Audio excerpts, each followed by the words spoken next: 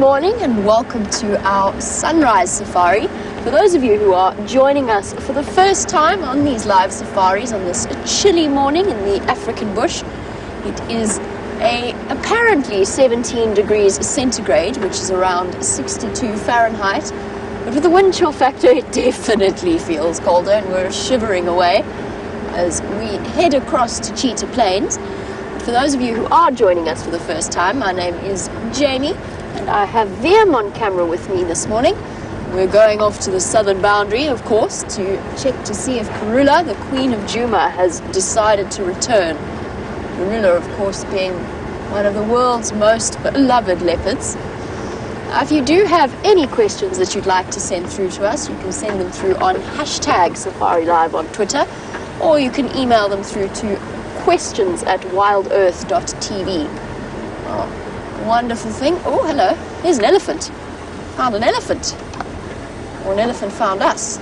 And very kindly put a roadblock in the road. Sorry, elephant. It's okay.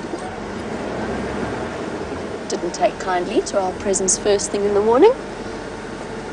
We are coming to you live from Juma, Arathusa and Cheetah Plains Game Reserves. Let's see if we can't push this out of the road. Come on, Wendy, you can do it.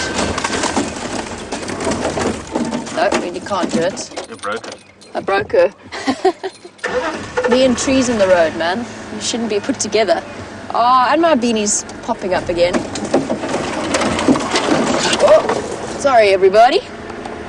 Right, what I was going to say is that we're actually coming to you live from Juma, Arathusa and Cheetah Plains Game Reserves in the Sabi Sands in the Greater Kruger National Park area of South Africa. I'm sorry, big girl. Good morning. Aren't you beautiful in this morning light? Yes. Hello. Obviously not putting light on her, just because she clearly didn't enjoy it the first time around. And as a daytime animal, elephants don't really appreciate too much light on them. A nice, peaceful way to start off the morning.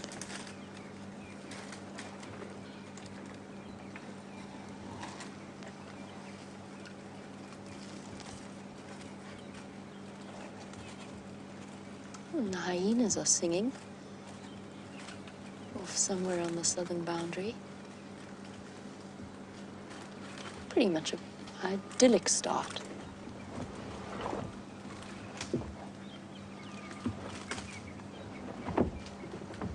Ghost bird whistling off in the distance. Grey-headed bushshrike.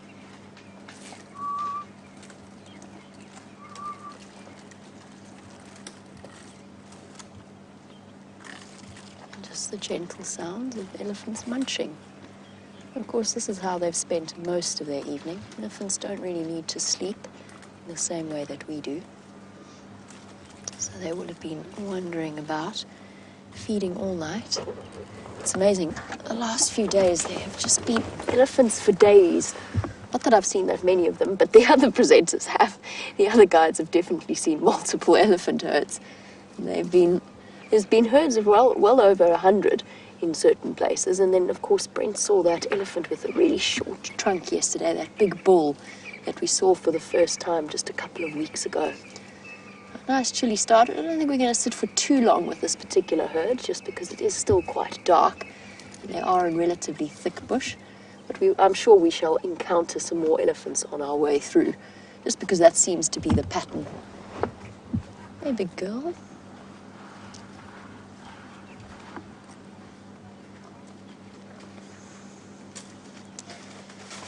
As our lovely young elephant cow wanders off into the distance, we have the lovely Louise and Rebecca in final control.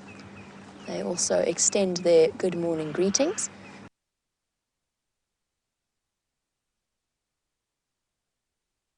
There's two other people that would like to say good morning to you, and that is Brent and Jandre. So let's get onto the back of the vehicle with them. Morning, and look how joyful it is. I have found my other met. Yay! My name is Brent Smith. I am cold. I have Genre on camera, who's also cold, but we're out in hunt of wonderful animals. I'm very excited to have you all here on Safari Live, and we're going up to the northwestern corner to check for any signs of lions. So I've got some good news about lions, and I've got some bad news about lions. The good news is the lions have a meal. The bad news is the lions have a meal outside of our traverso.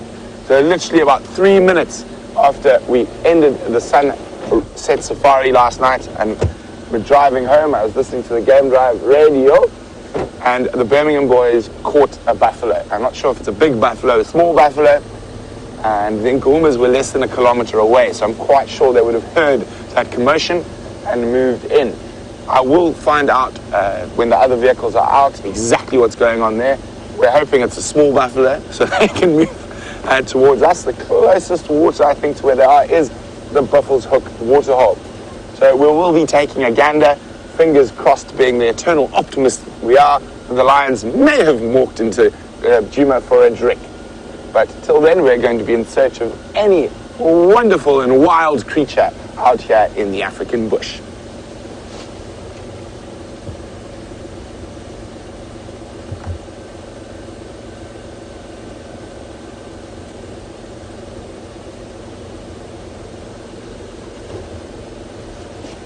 So, lion dynamics are always in flux. There's always a bit of movement around, and Sid from Barrington Hills would like to know what's going on with the coalitions, the prides, and everything at the moment. Well, Sid, it's never as simple as you think it is. So, at the moment, the Birmingham boys are still the main coalition up here. One of them has died, and there are 4 left. That is not unusual. Male lions do lead a very tough life. Now, the Nkuhuma is still our major pride. Unfortunately for us, they have been on Nkuhuma, but they've literally just slipped across during the night and moved to the north or to the west. So, very interesting that. Now, we had the Tsalala Pride and the Tsalala Breakaways up here for a while, and that was after the Majingalans and the Matimbas had a bit of a spat, and they all ran around for a while, and we got 2 prides of lions we don't normally see up here. It seems like things have settled down. The Majingalans have gone back to the west, the Matimbas have returned to the south, and the Tsalalas and Tsalala Breakaways have gone back to their normal sort of haunts. However, a few mornings ago on the sunrise safari, we found what we think, they were too far away to be sure, with 2 young males from the breakaway pride who got left behind in all this pandemonium. So we are not sure where they've gone. I haven't found any tracks coming across and heading back towards the more traditional area. So they might still be stuck in the north, and they might have gone into the Manyuleti. But one must remember that this is an open system. Oh, morning babblers, babbling away. So it is an open system, so there's constant movement of lions all around. I mean, and it can stay relatively settled for a while, but another lion, another coalition of males might come in from the north or from the east, from Kruger or Manyuleti, and throw a spanner in the works. You never know what's going to happen, and that is one of the most amazing things about working in an open system like this. We are part of the Greater Limpopo Transfrontier Park, which is over 11 million acres of unfenced wilderness. And of course, there are boundaries that us as humans can't cross, but that doesn't stop the cats at all, or any of the other animals for that matter, who are able to meander where they please.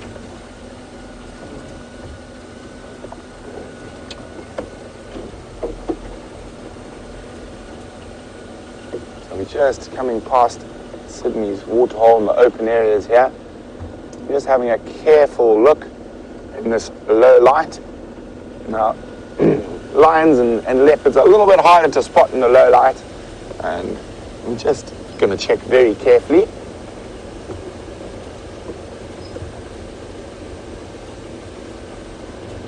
There's no sign of any.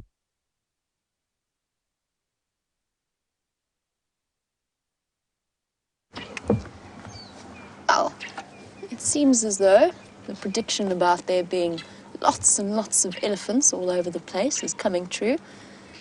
No matter where we go this morning, we are treated to scenes like this. Isn't this beautiful?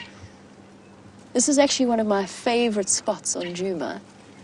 There's a little pad at the back and this termite mound, and the elephants are just having an absolute field day. Bless you, Liam. Thank you. I know the feeling. It's very dusty. It would have been highly appropriate if one of the elephants had sneezed quickly, but not today. Isn't that beautiful? All the youngsters wandering about, and a young female coming across in front of us. This little herd has got 3 calves of a very similar age, all around 2, 2.5. And demonstrating that close bond that all elephant cousins have.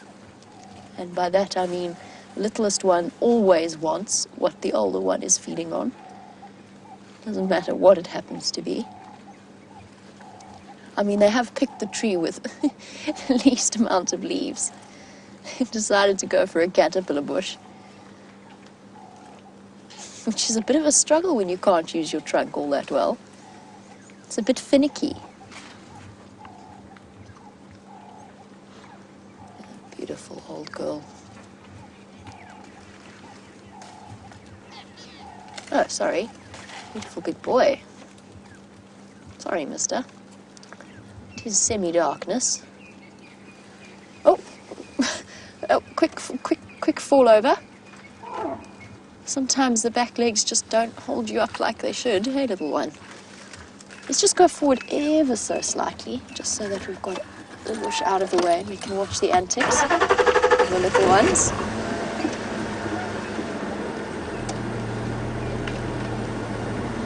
Put ourselves in a nice position. Here we go. Don't you find it fascinating how baby elephants just love to do a quick headstand every now and again and practice their morning yoga? And just like toddlers, baby elephants are much more flexible than the adults. And sometimes you just have some breakfast, even if it does mean the most tricky tree you can get. Most of you will have noticed that a lot of the elephants at the moment, their eyes are streaming. And that's for the same reason that Liam and myself are sneezing our way through the morning. There's lots of dust about, although the... Ha-ha! Somebody's having a weaning tantrum. There's so much dust about, it is actually hurting their eyes a little bit. The rain washed most of it down yesterday. Our surprise rainfall that had us a little bit concerned that we were going to freeze on the afternoon safari. Here we go.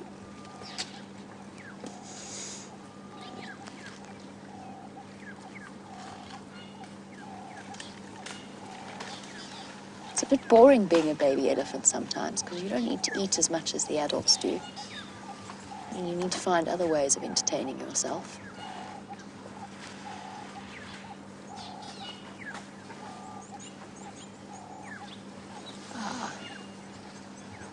We've got a big bull that's going to come and join the rest of the herd.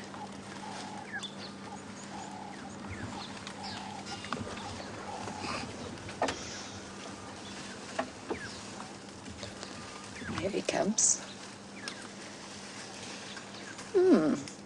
A really interesting question as we find ourselves surrounded by the gentle rumblings of the elephant herd. Lucy in South Bend, Indiana, was wondering how large an elephant lungs are. It's a really good question. We know roughly that their hearts are absolutely enormous.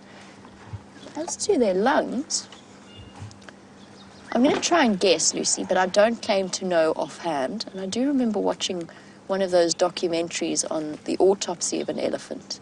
So I should know this, but I cannot remember off the top of my head. But I mean, for a 5-ton animal, you're probably looking at, what would we guess? maybe 200 odd pounds. Maybe that's a little bit much. Maybe 150. I'm guessing, Lucy, but I will actually try and find out and let you know. It's a brilliant question. As for hippo, they're structurally adapted to be almost or semi-aquatic. They can hold their breath for extended periods of time. Again, probably a very, very large lung capacity. I'm sorry, I wish I could give you a more accurate answer. Maybe Brent has a better idea than I do. I couldn't begin to actually accurately guess. But it is a really interesting question, and the anatomy of these animals is fascinating. The structures needed to be put in place to maintain such an enormous body size are in themselves quite mind-boggling. Little one running after mom at the back.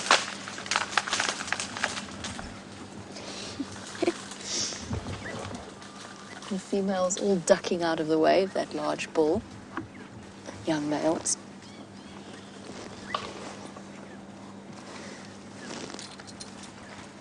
Lots and lots of ellies all around. There we go, there's some more on our right as well. This could be part of the same herd that we saw earlier, or it could actually be a second herd. Elephants, of course, are not territorial in any way. They have home ranges and they have places that they like to hang out in, which is why we get familiar with some of our elephant characters. But they're quite happy to associate with other elephant groups.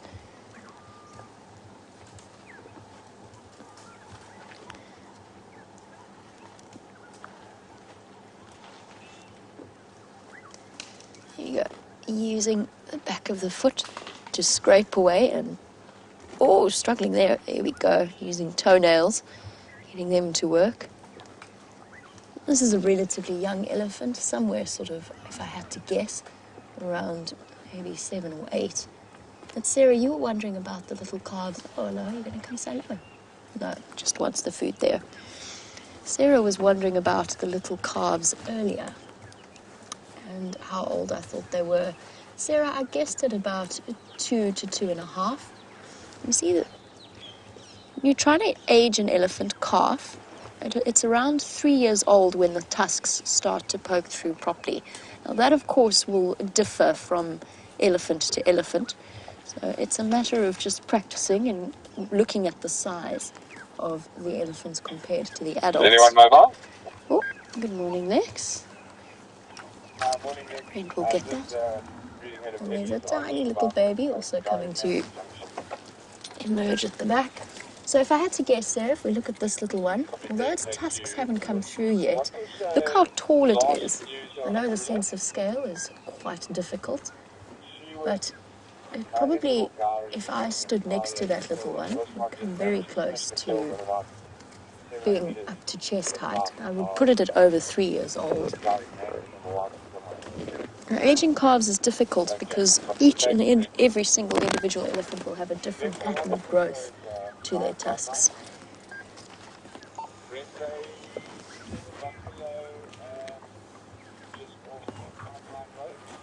I'm just going to listen to the game drive updates for 1 second.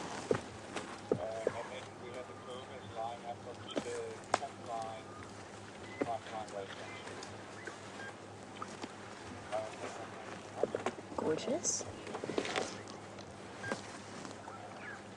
Doesn't matter how many times you see it. The presence of these wonderful animals so close to the vehicles is always an absolute pleasure.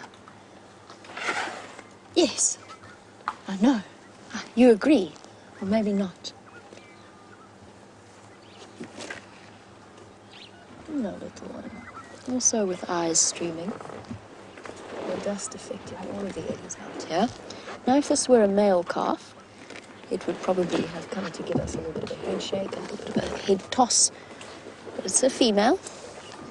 She's relatively peaceful. And they've slowly moved across to the back of our vehicle. Most of our elephants at the moment are in quite dense vegetation. I'm going to turn around. Just want to make sure nobody's too close to me so I don't give anybody a fright.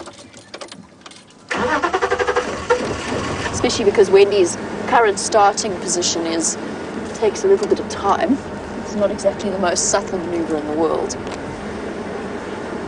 Now, while we reposition, I'm going to send you across to Brent, who's got an update for you from the Game Drive channel.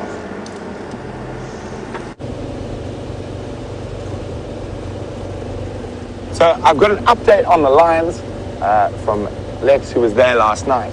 So the Birminghams, 2 of them killed a buffalo, a sub-adult buffalo, and then the Nkuhumas were found at about 9 o'clock lying up on Cheetah Cut Line, so right on our eastern boundary. Now, fingers crossed that they decided to come further into Juma. I do have the sneaking suspicion that they might have moved to join the Birminghams on that buffalo carcass, but you never know. So we're heading down towards the eastern boundary to see if we can find any sign of those lovely Nkuhuma lionesses.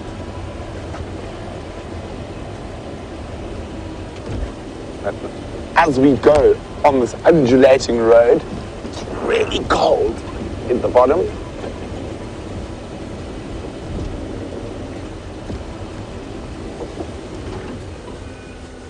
So Debbie's wondering what happened to the Birmingham male that died. As far as I know, he had a hole in his lung from a buffalo, but the carcass was removed and taken for testing. So not often do the veterinary services get hold of a carcass. Normally hyenas will rip it up, take it apart, or even other lions sometimes, or other scavengers, vultures. So it's a really, really, really important that if we can, like with that Nkuhuma lioness, veterinary services will come take that away, and they'll test for disease, genetics, and run a whole bunch of tests on that carcass. So it went off to Sandparks Veterinary Services, is what happened to the carcass of that dead Birmingham male.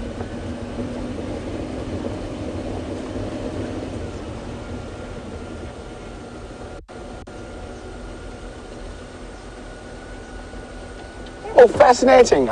Jamie seems to have a tailless elephant. I wonder if it's the same one we saw on safari a few days ago. We were chatting about the elephant with half a trunk earlier this morning. Now we have this Ellie bull without a tail. I'm not entirely sure if this is the same elephant bull that you've been seeing with around Cheetah Plains. I believe that you saw it with James, and you might have seen it with Sam as well. Now I know that when questioned, James suggested it might have been ticks that were responsible for the loss of the tail. It seems to me to be the most likely explanation.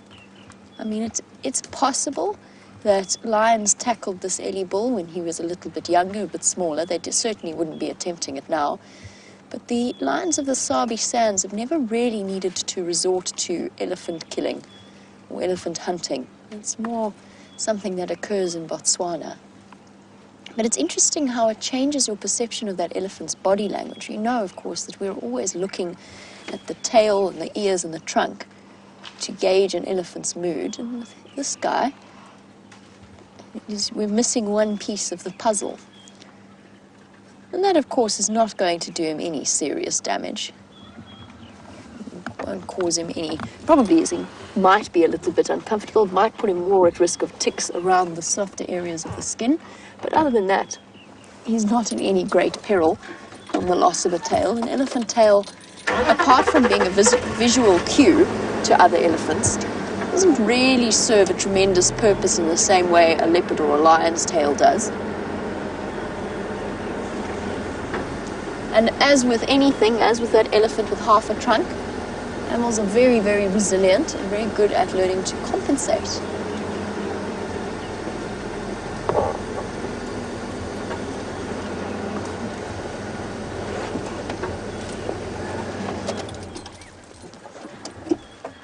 And William, while we sit and admire this lovely bull, William is complimenting Bent on his camera work, which I am in complete agreement with.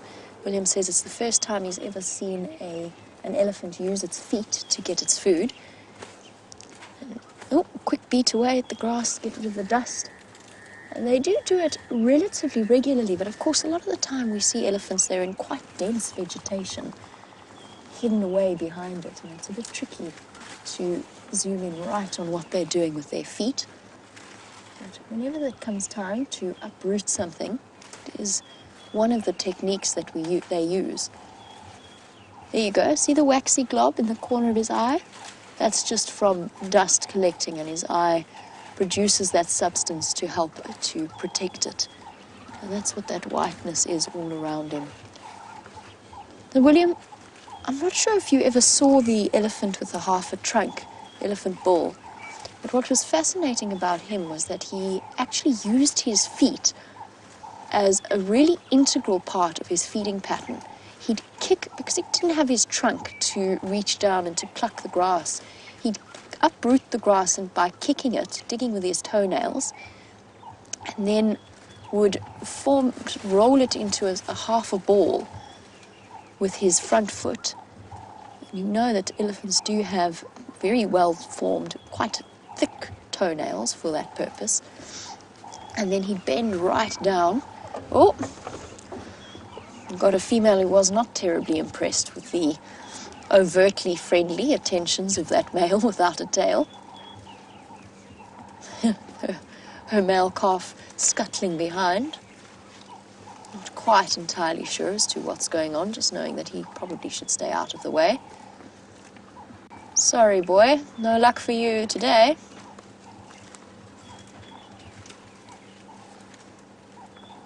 Oh, he's definitely interested. But she is definitely not. And he finds himself disappointed. Well, that behavior is relatively common. He is a little bit young to have had a chance to mate with the females. It's usually when a female comes into estrus, somehow the largest elephants in the area, the biggest bulls, will actually come and associate with the herd and usually basically push away any of the smaller, slightly younger males. He's only just getting to the stage where he's ready to mate with females. And even then, even though he's been sexually mature since around 15, an elephant bull usually has to wait till about 30 before he can mate. So he's just chancing his luck, really, checking to see if that female's in estrus.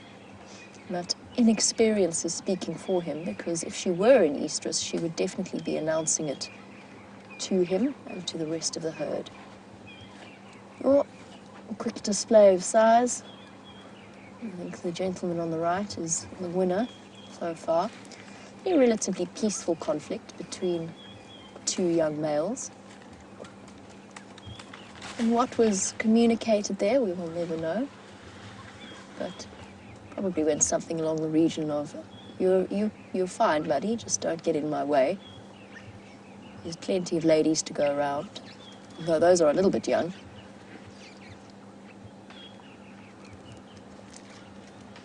As we watched the younger elephants and we spoke a bit about aging them, Sandy, good morning to you and welcome to the Sunrise Safari. You wanted to know if baby elephants go through teething phases like human beings do, or if they're born with their teeth, or how does it work? The answer is they do actually have milk teeth. They do get milk tusks that you hardly ever see. Sometimes they might protrude a little fraction of an inch out of the skin, but other than that, you hardly ever see them. And then they shed those around 2.5, 3, and they start to grow their permanent set.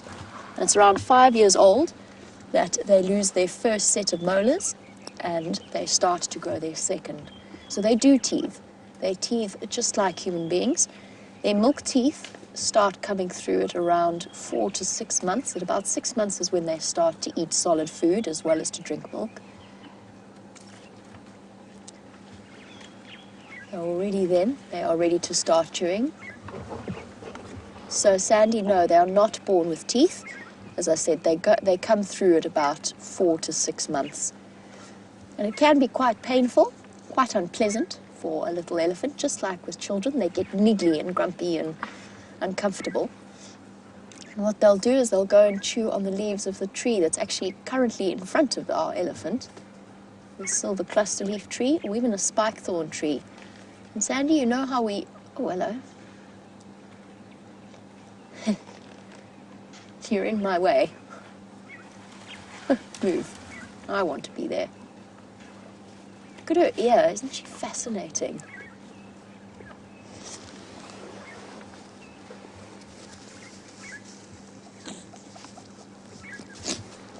But yes, Sandy, they'll chew on the leaves of the silver cluster leaf because it actually helps to soothe the teething pains.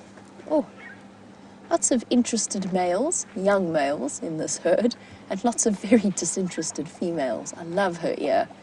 Very stylish. Punk rocker elephant. Bill, good morning. Welcome to the Sunrise Safari. You were wondering whether elephants will ever consciously play pranks on other elephants. It's a really interesting question. I've never seen it happen, but I don't necessarily think that it's impossible. I have definitely seen elephants, particularly bulls, and particularly bulls in must. I've seen them look at me, look at a tree, look at me again, and just push it into the road in front of me. For no reason. They don't go and feed on it afterwards. They're quite literally showing off how big and strong they are, but also they're clever enough to know we drive on the roads. It's also easier, of course, for them to feed around a road because there's not that many bushes to move about. But I have genuinely seen them do that to me. Have I ever seen any evidence of pranks in a more complex way? No, I've seen them play together, rough and tumble and roll each other over. But nothing to the extent of... She's not interested, buddy. She's really not.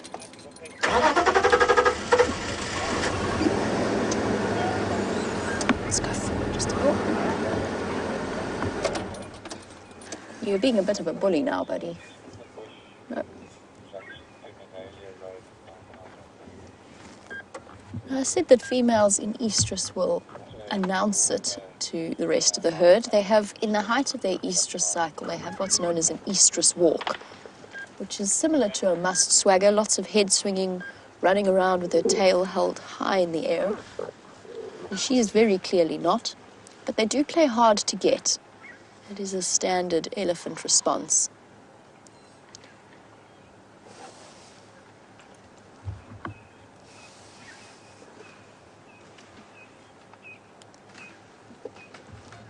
Beautiful sunrise. Absolutely lovely morning. Nice peaceful start with elephants all around us.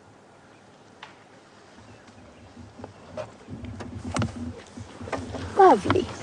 Let's try and go a little bit further forward. Now, Safari Dean, with regards to our tailless elephant, who has attempted unsuccessfully to woo at least 2 ladies while we've been watching, you were wondering if he might be unsuccessful in propagating his genes because he might be perceived as inferior. And no, I don't think so. I doubt that that's going to make too much of a difference.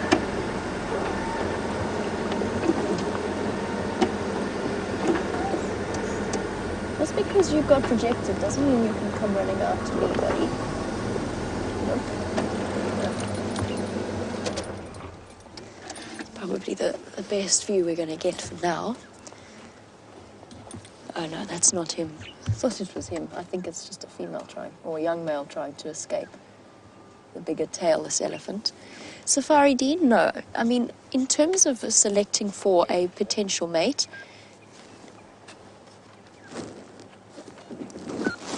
the female will go for the elephant, the largest male that she can see.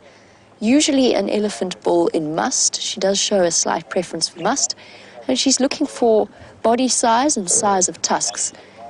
As long as he can compete, as long as he is on equal footing in terms of size with the other elephant bulls around, that will pretty much be him sorted. It's not something... Animals do not really perceive such physical, not defects, but physical differences as inferior in any way. There's a chance, though, that if he were tuskless, for example, then things might be a little bit of a different story.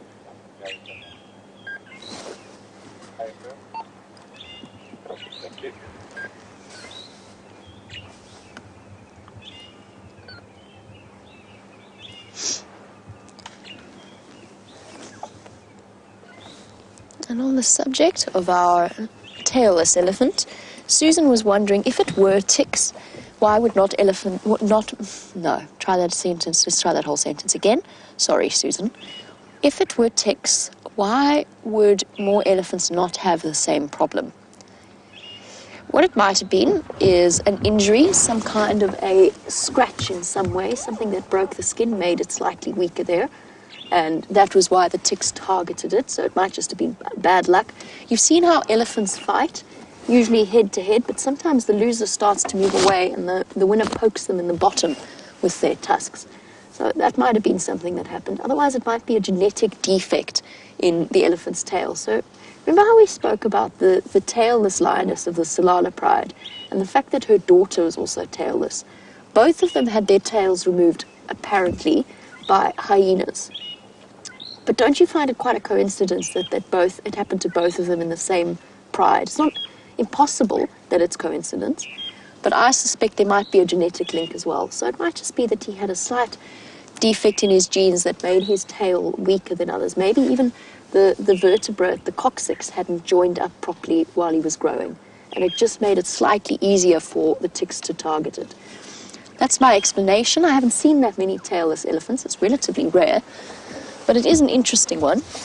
Oh, here's a steenbok. From one of the largest animals to one of the smallest. In the presence of giants. I think if I were a steenbok, I'd spend quite a lot of time hanging out around elephants. I'd accept the risk of being chased, if only for the additional safety they might provide. Right, our ellies have actually disappeared.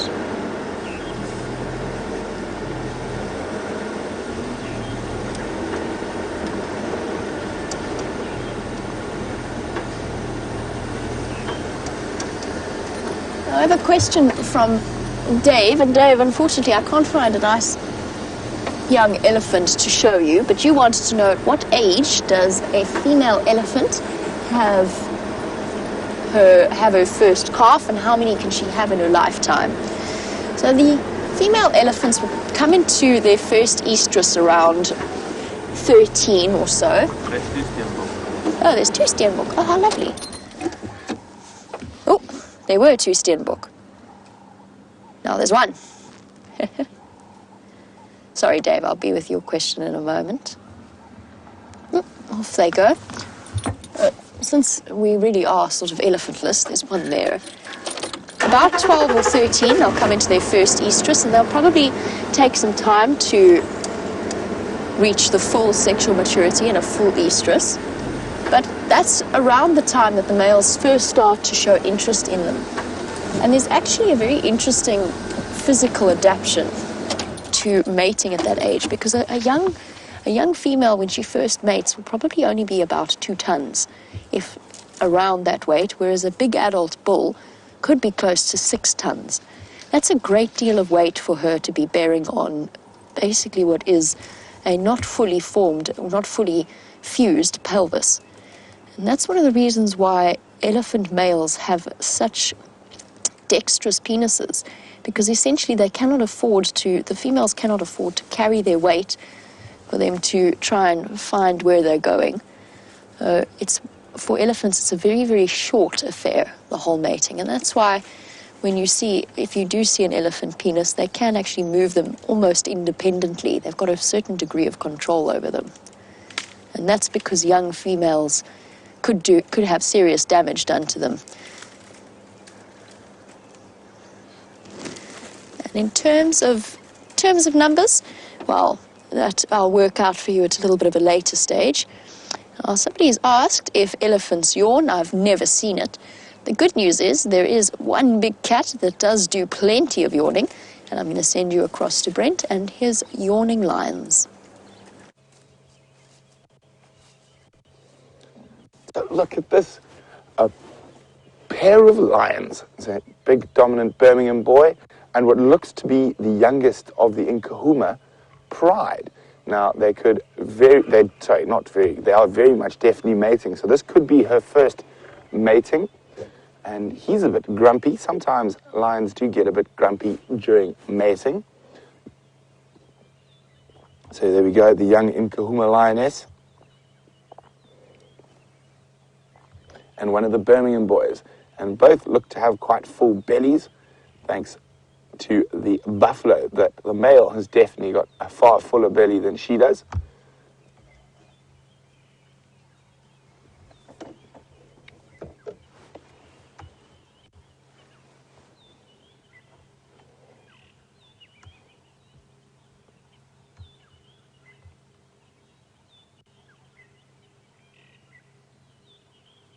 Hopefully she doesn't go too far that way. That's a very thick little river system there. But he's up and on the move following her.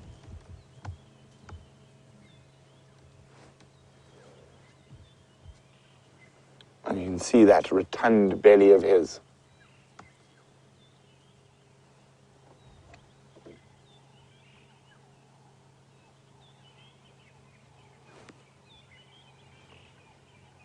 So going down towards a little river system there. We'll definitely keep up with them. We're just going to find a way to follow.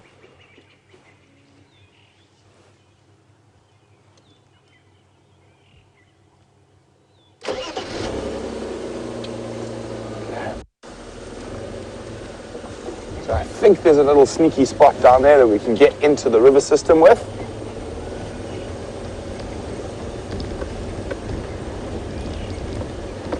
There we go, she's moving through there. Let's have a look here. Just want to see if she's laid down. There's an open patch there. No, she's still...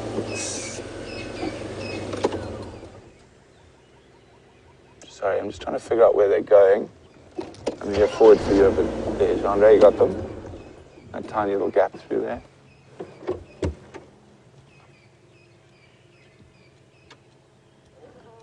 Oh, they just mated through the bush. And they're off on the move again.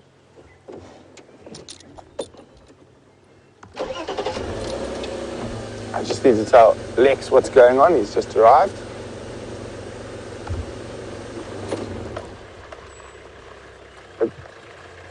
Morning. They've just moved down into the drainage jam. There's a way down through the side. I'll see if we can find them. So while we try reposition, guys, we're going to jump back across with Jamie, and we'll be back shortly. So look.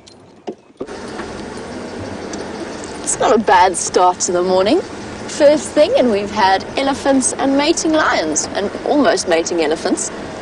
We're not doing too badly at all.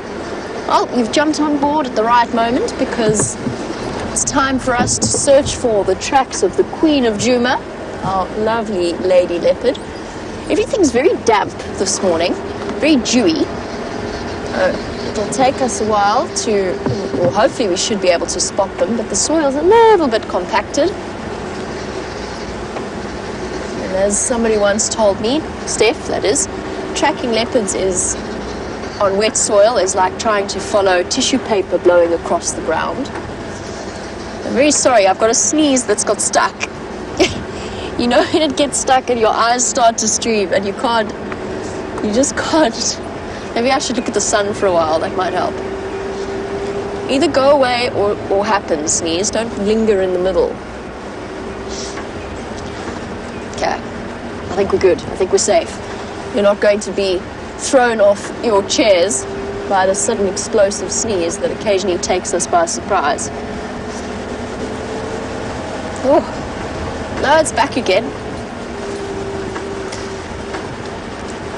That's no good. I need to be able to use my eyes. Having them streaming is not going to help at all. We've had some really interesting shifts in leopard territories over the last few months. And that's one of the reasons why we've seen Karula so much in this area. And I'd love to know how much of her shift down to the south and further to the east had to do with the incoming young female, the Tsakani female, the daughter of Kotile, who is much younger and much bigger than Karula herself, or whether or not her shift was prompted by the burgeoning hyena clan of Djuma and the fact that they were denning so close to her regular den sites. It's not necessarily that her territory boundaries have changed. It's that she's spending more time in different parts of her territory from where she used to. Now, obviously, I haven't come to that conclusion on my own because I've only been working here a year. So it hasn't come from just me, but I'm actually speaking to Mike Grover, who monitors all of the leopard populations and movements throughout the Sabi Sands. And we actually had a long conversation about this and what the reasons for it might have been. And then, of course, you've actually got the shifting male dynamics as well, because as far as we know, Karula hasn't been seen mating with the Anderson male, so she's tried to stay out of his way. And with Mvula gone, Tingana pushing further east, maybe she's just trying to go with the flow to a certain degree. She was last seen hanging out in the Mulwati drainage line just to the south of our boundary with her two lovely cubs. Hopefully she's decided to come back and rejoin us. We just take it in turns as guides to drive the southern boundary. It's on the off chance that she's decided to pop back across.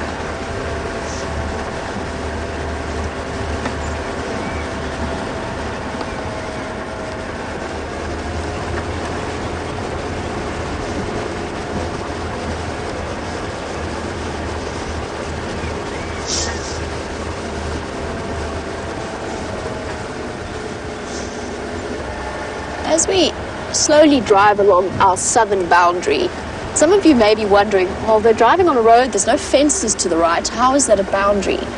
And Kay, you were actually wondering, why is it that neighbouring properties limit the number of vehicles that can traverse on them and why we aren't allowed to go there? Is it not, would it not bring tourism for the lodges? And is there any chance of expanding the traverse area? Is there any chance, let's start with the second question first. Is there any chance of expanding the traverse area? Yes. Watch the space? Yes, hopefully, fingers crossed.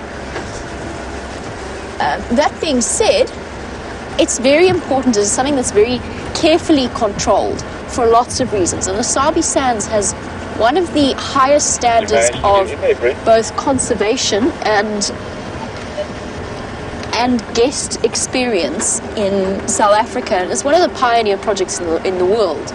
It is a model safari industry. If you have too many vehicles on your property, you automatically increase the impact that the vehicle has, just driving up and down, increased noise, increased off-roading, regardless of how well you off-road and how ethically you off-road. And then combine that with the fact that then there's extra people who want to go to a sighting. So we take up a space in a sighting, limited to 3 vehicles, mostly, in theory, 2 vehicles at every sighting.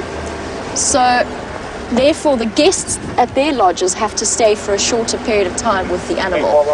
It's a balance. It's a really delicate balance, and one that is very carefully controlled, and one that is, dare I say, somewhat political in nature, a little bit above my pay grade.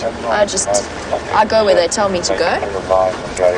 But yes, there is a chance, and not, a lot of the lodges in this area do get our wonderful viewers coming to visit because they can experience and get to meet the characters that they've come to so enjoy.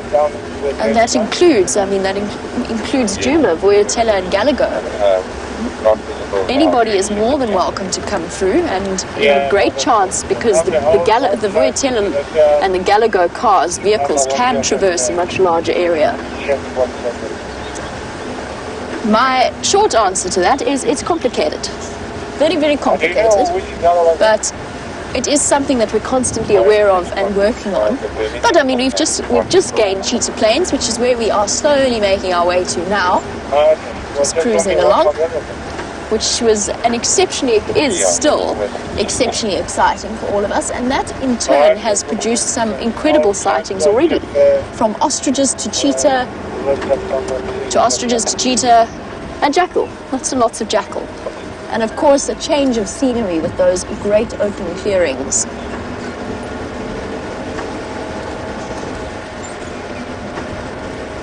And you never know, the more people that we get watching, the more you tell your friends and your families to come and join us on the large safari vehicle that is Safari Live, the more we have things to play with and the further we can go.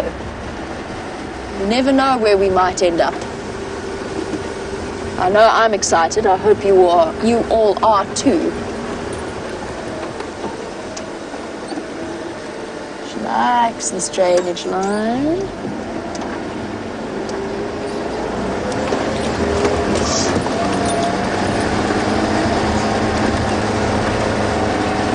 Now, there's a...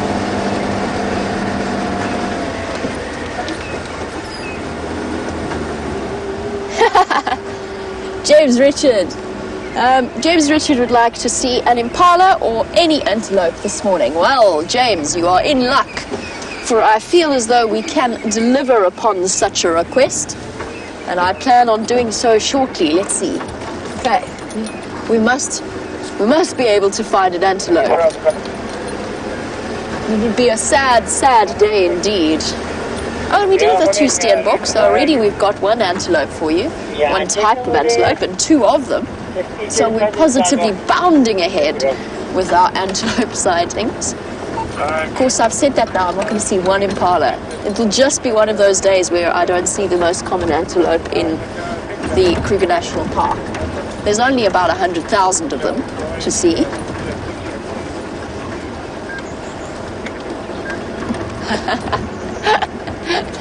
Okay, sorry. That makes a great deal more sense. My apologies for the slight Chinese whispers that happened there. You wanted to see the tracks of any antelope. Well, now that's a different story. Actually, it's the same story because I should be able to find you those as well. Sorry, James. I did sort of question that in my mind. There you go, Liam. I did question that. And I did actually think you might have meant tracks. Hello, Floppy. What happened to your ear? Beautiful old giraffe bull. He looks familiar. I've definitely seen that scar on his neck before. Surveying his kingdom. That deep, rich coffee color, or at least the way we make coffee in camp, that a mature bull giraffe will take on. Currently enjoying a rumination, a moment to ruminate. Oh, here we go, the next bolus has come up. He's got a slightly damaged ear. I would love to know how that happened. His right ear is absolutely perfect. And his left ear's got a little bit of a kink to it, a little bit of a flop. I can't get into the drainage. I'm trying to see if there's visual from the eastern... I'm just listening to the Game Drive channels while we watch this giraffe. Brent and Lex discussing how on earth they're trying to get to these lions. It sounds as though it's something of a struggle. Just in case you were wondering where Brent has disappeared off to, he's somewhere tucked in the trees. Yes, I did think so. We're lying up on, she did cut line at 5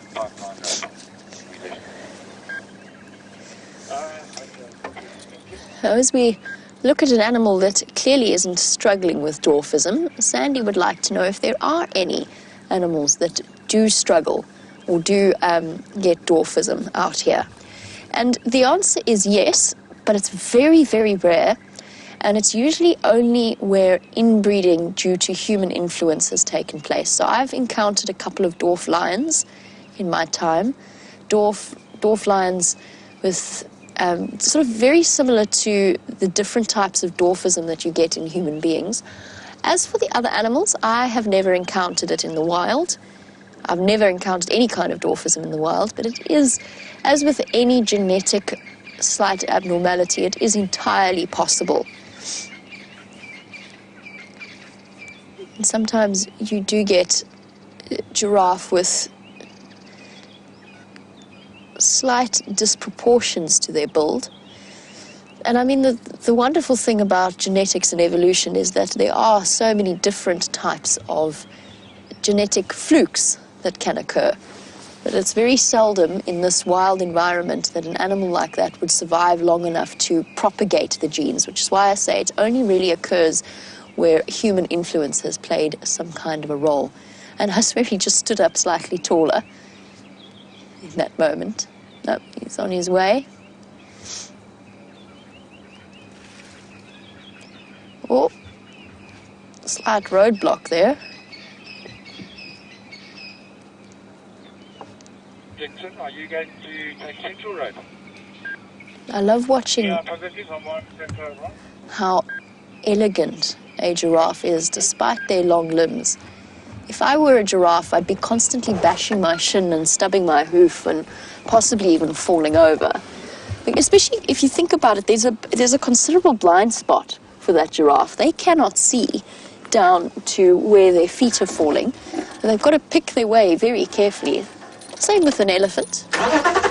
Their levels of spatial perception must be relatively well developed.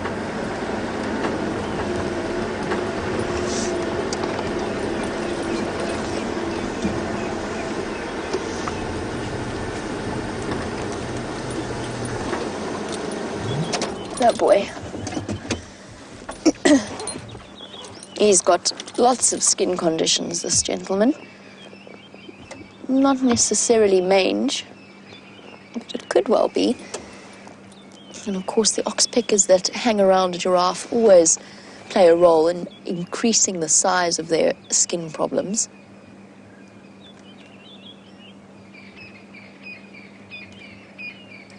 Otherwise, a giraffe bull in his prime. Those little nicks and scratches.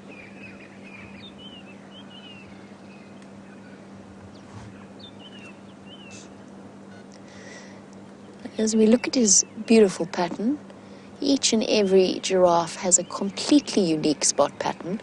Now, some of our viewers are exceptionally good at identifying our individual giraffe of this area. I haven't managed to quite get to that stage. It is impressive, and what that does is it actually gives you an idea of the movements of the giraffe, because you can't learn anything about their home ranges and where they walk without being able to identify or differentiate between each individual that you see. And we do start to get to know, especially since we view them through the eyes of the camera, which gets us a little bit closer than normal.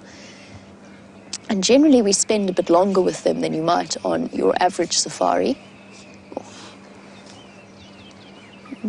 We do start to get to know them individually and where we're going to find them. What are their preferred spots? Oh, scratch time. He's going to use that poor bush willow as a really good tummy scratcher. Let's put it that way. Getting to all of those ticks in the sensitive spots. And we go forward a bit, it's quite funny. I'm not sure we're going to get the best view of it.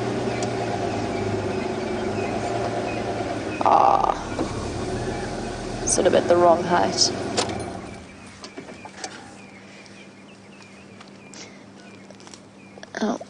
Now that he's finished scratching, I'm just going to send you across to Brent very quickly so that he can tell you what's happening with those lions. So they've gone into this incredibly thick river system. So we've come around to the eastern side and we've found a path through down to the bottom, but I need to concentrate quite heavily.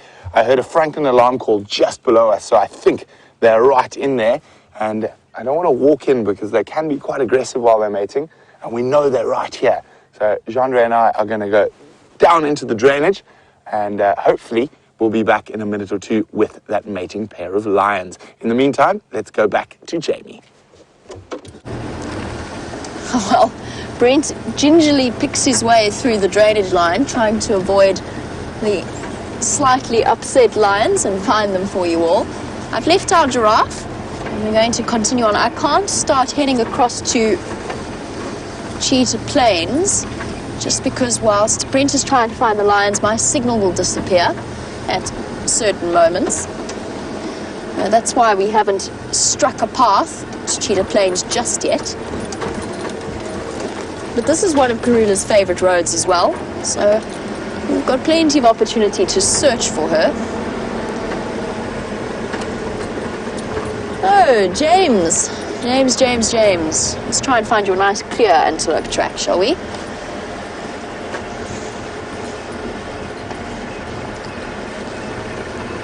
Oopsie.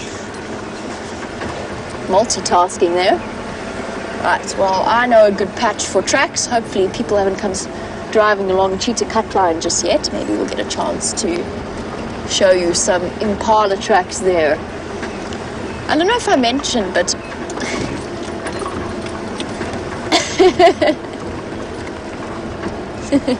so James has said he's okay with the actual animal as well, not just the tracks, particularly Inyala and Bushbuck.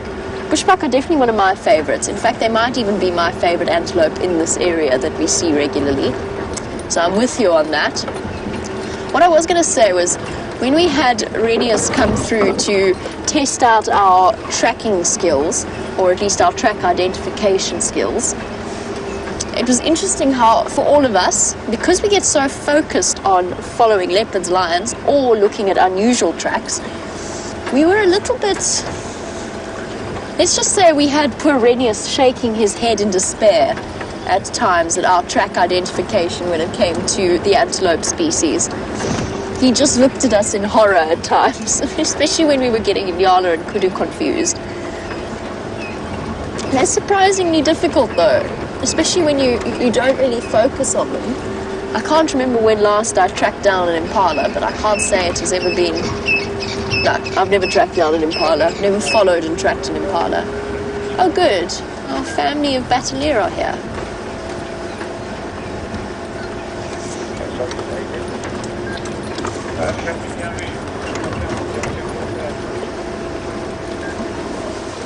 Oh, our family of Battalier has flown away.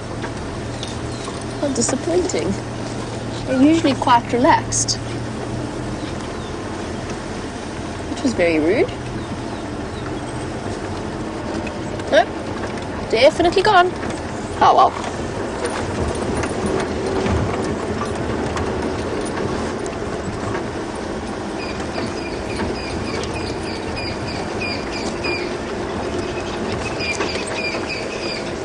And now we look for... No, they're not alarm calling, it's just cackling francolins. When we first set out this morning, it was unfortunately for your portion of the sunrise safari, it was just that little bit too late. But when I got up this morning and we wandered out across from Ingers to the DRC, where the main camp is, the most spectacular almost full moon. Betty Sleep, good morning. You were wondering, since it is nearly full moon, you were wondering about how that affects the behavior of the animals. Well, a couple of ways. I mean, last night was dark, cloudy, windy, which of course is always a terrifying time if you're an antelope, because anything can sneak up on you, and probably every sound makes them think that a lion is about to jump on top of them. But during full moon, even people can see, if you let your eyes adapt to the darkness, you can almost see as well as you can. Not quite as well as you can during the daylight, but you can certainly see relatively. I could walk across quarantine. I won't, it would be very silly, but I could in theory walk across quarantine and see everything in front of me. So what that means is that first of all, some of the diurnal predators might be hunting for longer. Wild dogs, cheetah are occasionally active on those full moon nights. What you notice most clearly on those sorts of nights is the birds calling. The Cape turtle doves in particular, and the francolins, and in some of the woodlands kingfishers, they chirp away all night like they're very confused. They keep thinking the sun's coming up and they just chirp away. Look, an antelope.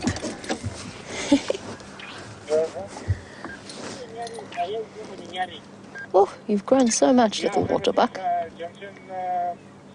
Hard to believe these are the same calves that we saw when they were still young and exceptionally fluffy and left all alone. At this point, this little waterbuck is large enough to keep up with Mom, and she no longer hides it, but it keeps it with her.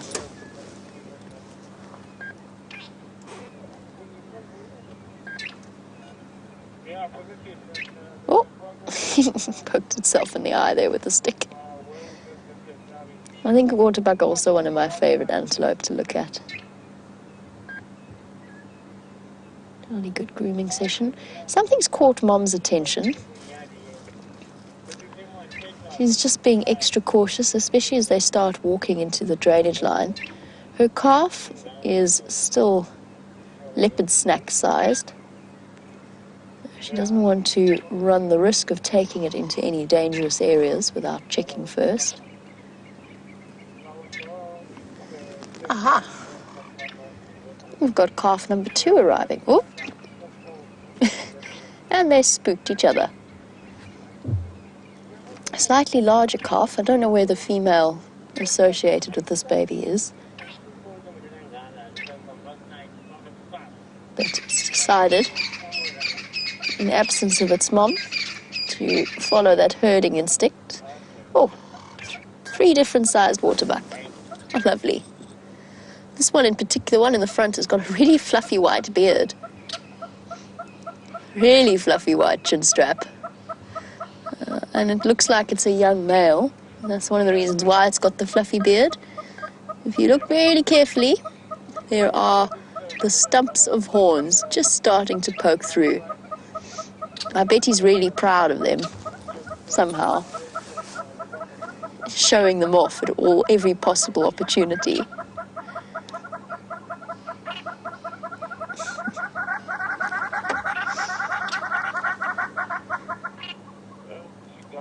Oh, not sure where this young bull's mother is, or if indeed it's the other way around, and this is his mother, and the younger calf is just a hanger-on. The rest of the herd might have moved off. Oh no, that's definitely the younger calf is definitely hers. You hear the hornbills chirping away, making an absolute racket. There we go. Doing their morning dance, which consists of rocking backwards and forwards like lunatics. Oh, there's something about a hornbill's facial expression that really does look, they've got these bright eyes, bright beady eyes, but they just look slightly unhinged, particularly when they're pecking at your windows or when they're doing that rocking announcement to the world that they're here. It's a combination of a courting ritual, so between a male and a female, and they are very gregarious birds. You find them in groups together, so it reaffirms the bond, and it also is just part of the dawn chorus, so all the birds announcing to everybody where they are and what they're up to. Bye-bye, little waterbuck. They're a little bit too nervous to move while we're sitting here, so we'll move off and let them decide where they want to go from here.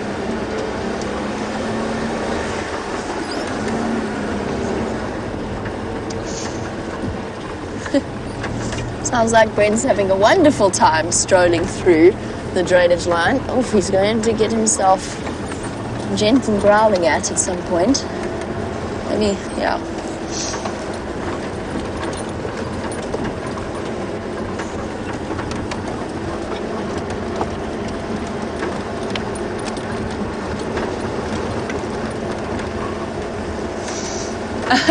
I mean, interesting time to pass that question through.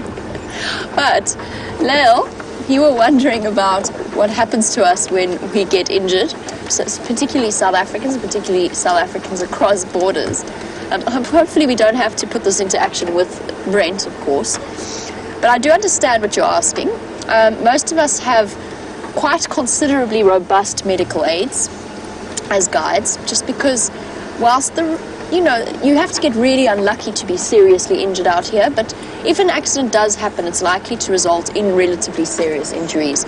And a lot of guides do work across borders, which means, again, that having a robust plan in terms of airlifting us out of places and taking us. Our South African private medical care is exceptionally good. It's probably some of the best in the world. So in terms of, for us, it's worth investing as much money as we can in some kind of health plan. That if something does happen, we will get helicoptered out. But for us, working for WildEarth, we are connected to a company called Safety. And depending on the severity of any kind of injury, I'm sure, Lael, I don't know if you've heard about the regular drills that we have, where we basically practice first aid. Where we practice first aid in response to various imagined scenarios. By the way, there you go, James. I found you an impala. I will find you a footprint of an impala when the light's a little bit clearer. Yes, we've got lots and lots of plans in place. We're, of course, amongst the fortunate in South Africa. A large portion of the population has to make do with governmental medical care, which in certain areas isn't always up to scratch, to put it mildly. So we are the fortunate out here. Little males just starting to grow their horns.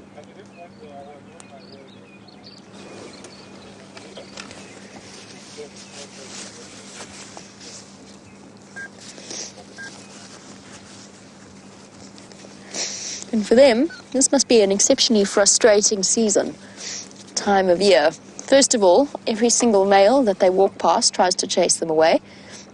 And secondly, they are affected by the hormones that are floating about. So as young males, they're physically capable of mating, but they absolutely will not have any kind of opportunity in which to do so. So they just have to deal with the upped levels of testosterone plus being chased around, basically trying to hide away because they're still so young. They show a great reluctance to be pushed away from the rest of the herd and the rest of the females at this. They're only 6 months old. They want to stay with their moms. They're very often chased away by the large rams, but we're slowly winding down in terms of the rutting season. I don't even see a big male associated with this herd. He must be here somewhere. Right. Is he to the right? Ah, here he is.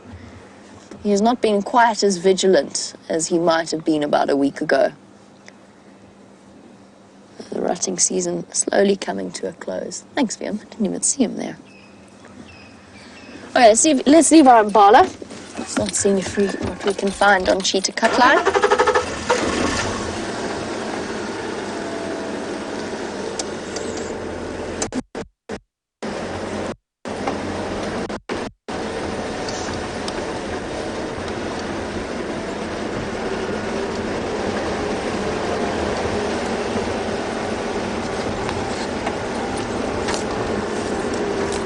Promise we're not going to do the entire safari in reverse.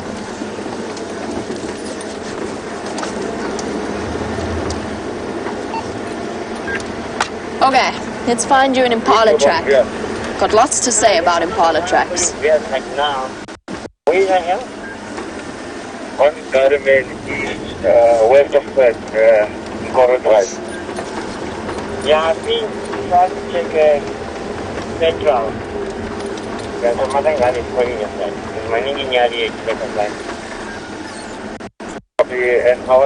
now we got.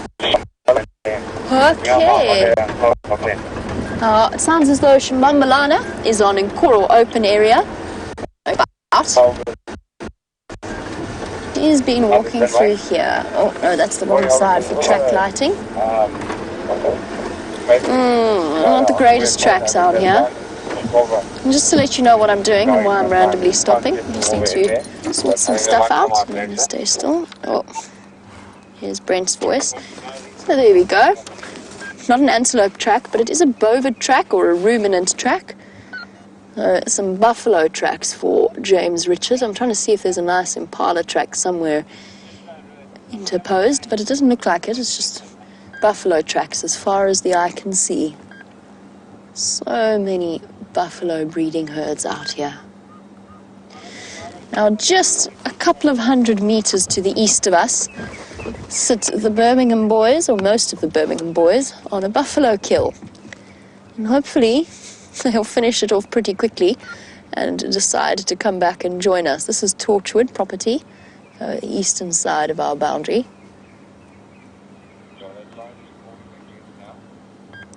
And if we listen really carefully, you can actually hear a lion roaring from a little bit further to the north of us.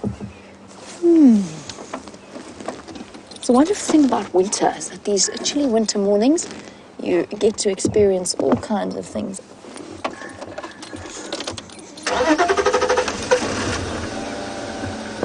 Oh, we can't go anywhere at the moment. So we're going to have a look at the beautiful clouds and the weather and see what else we can find. Oh, okay.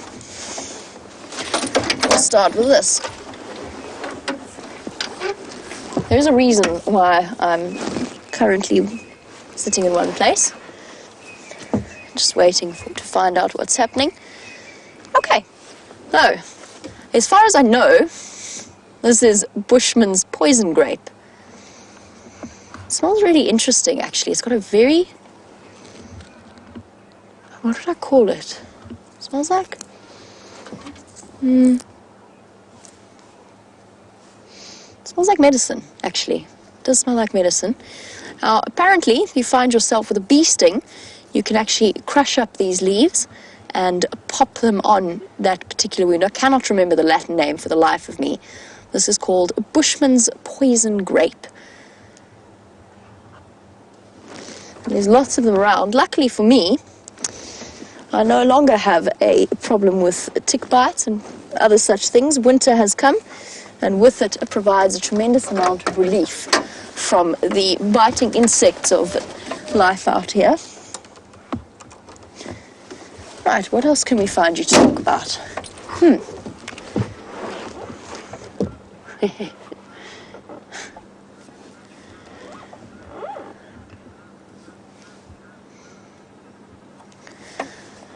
Betty sleep while we sit quietly here on a cheetah cut line and wait for things to happen around us. You were wondering whether I've ever seen animals that can forecast anything, or that can, something like heavy storms or any kind of weather or climatic change. Yes, I have. I've seen it happen with elephants before. I was sitting watching elephants in a river. It was a very large river, quite a wide river, and they were all in the reed beds eating the reeds. A big herd, about 30 elephants. And it was cloudy, but the kind of cloud where it's just drizzly every now and again. Nothing major was happening. And all of a sudden, there was this rumbling from all of the large females scattered around the group. Low rumbling, but urgent. And they took off. I cannot describe to you how fast these elephants ran. Up the hill and out the other side, and they disappeared into the trees. And as that happened, there was this tremendous crack of lightning and booming thunder. Now, I didn't see it hit any of the surrounding trees or whatever was around there, but those elephants clearly felt whatever it was, whether it was a buildup of electricity or something similar, and they shot away from it so quickly. So I've definitely seen that in action. Tortoises start to come out just before it rains in summer. And of course there's the famous story of the animals predicting earthquakes and tidal waves and such things, and that I absolutely strongly believe that they are fully capable of doing that. Birds will detect changes in magnetic fields,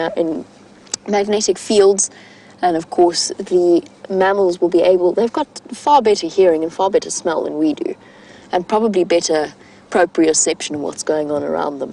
So yes, absolutely, I have seen animals predicting the various climatic conditions. I'm not quite sure what I'm predicting for this morning's weather, however.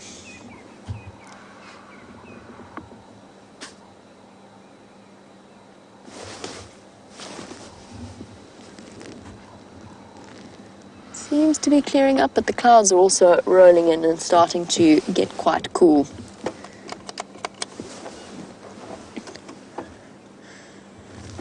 And we have a monkey thorn tree, black monkey thorn tree. We're going to talk about everything we can see out here. The black monkey thorn, one of the larger trees out here, very, very similar to the acacia tree, part of the acacia family, which apparently the Australians are now fighting to rename the mimosa family, which we object strongly to. I'm not sure I'm fully blaming Australians, just to clarify. It's just that I know that that's where the mimosa sort of family is largely present.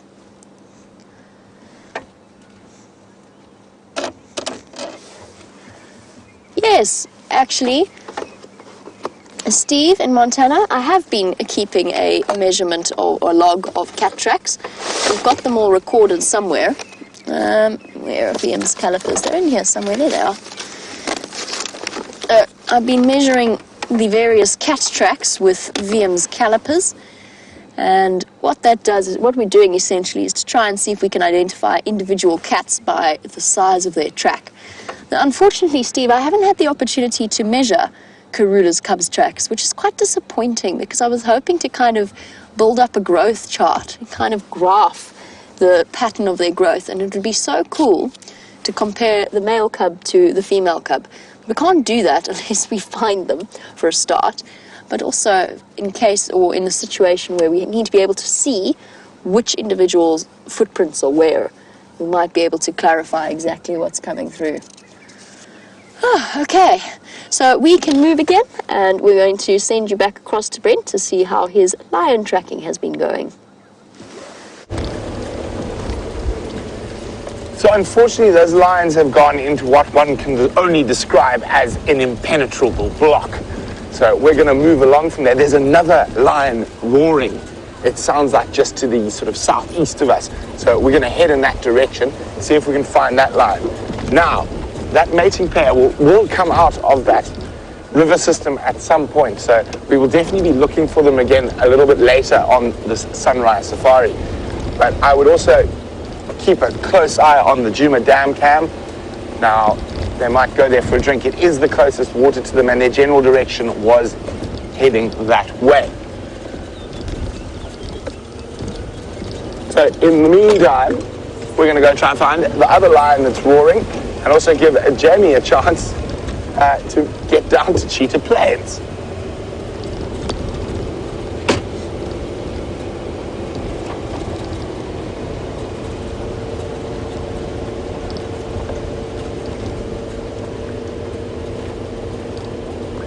Sarah in Ohio has got a very interesting question. She'd like to know what is the difference between a mega pride and a super pride. Well, Sarah, it depends on who's naming them. I'm pretty sure they're about the same thing. Jean-Day, what have you spotted? No? I think it just depends on who's doing the naming. A mega pride or a super pride would just be a pride of lions that is very big. So probably you're looking at least, I don't know where the beginning mark is, but I would say anywhere around 25 or more lions, excluding the dominant coalition members. So I think there would probably be anything over sort of 20 lions could be called a mega pride or a super pride. Now, the biggest pride I've had the privilege of seeing frequently was called the Mega Pride by National Geographic. We used to call them the Mountain Pride, and I think at the largest they got to about 44, 45 lions. Sorry guys, 1 second. Standing by.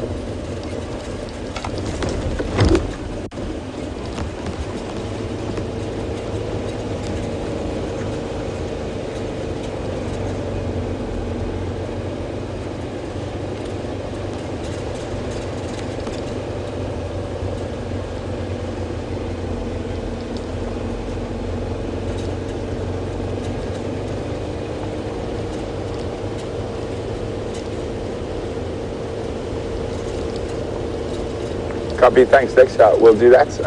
That road is Hippo Pools Road. And then the other one is Quarry Pan Road, the one that runs on the drainage.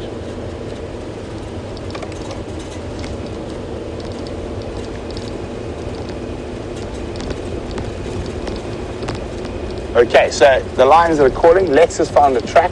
Looks like they're heading west, deeper into Nkuhuma. So we're gonna go around and check that western road, Quarry Pan Road.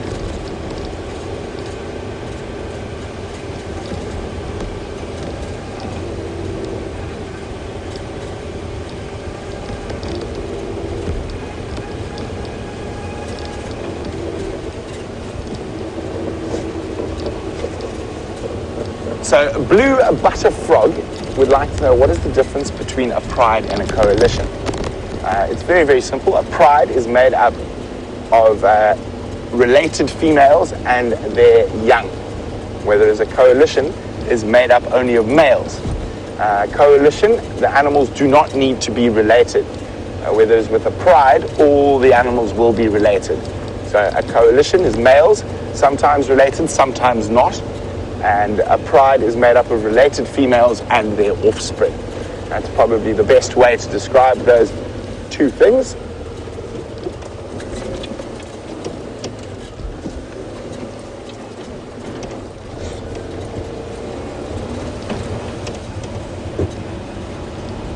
So lion roaring was coming from this general area. We're going to go to this sort of southwestern side of Quarry Pan Road, and we might, if we don't find any tracks, we might stop and listen for a little bit. The roaring wasn't full-blown roaring, it was more contact calling, so you need to be a bit closer to hear it.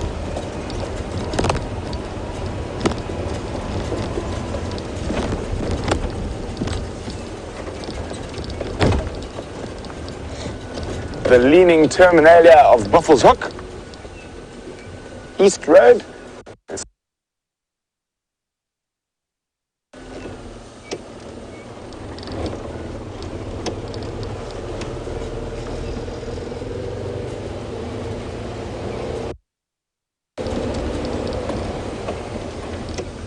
So, and now it turns out that the buffalo that was caught last night was a very small one.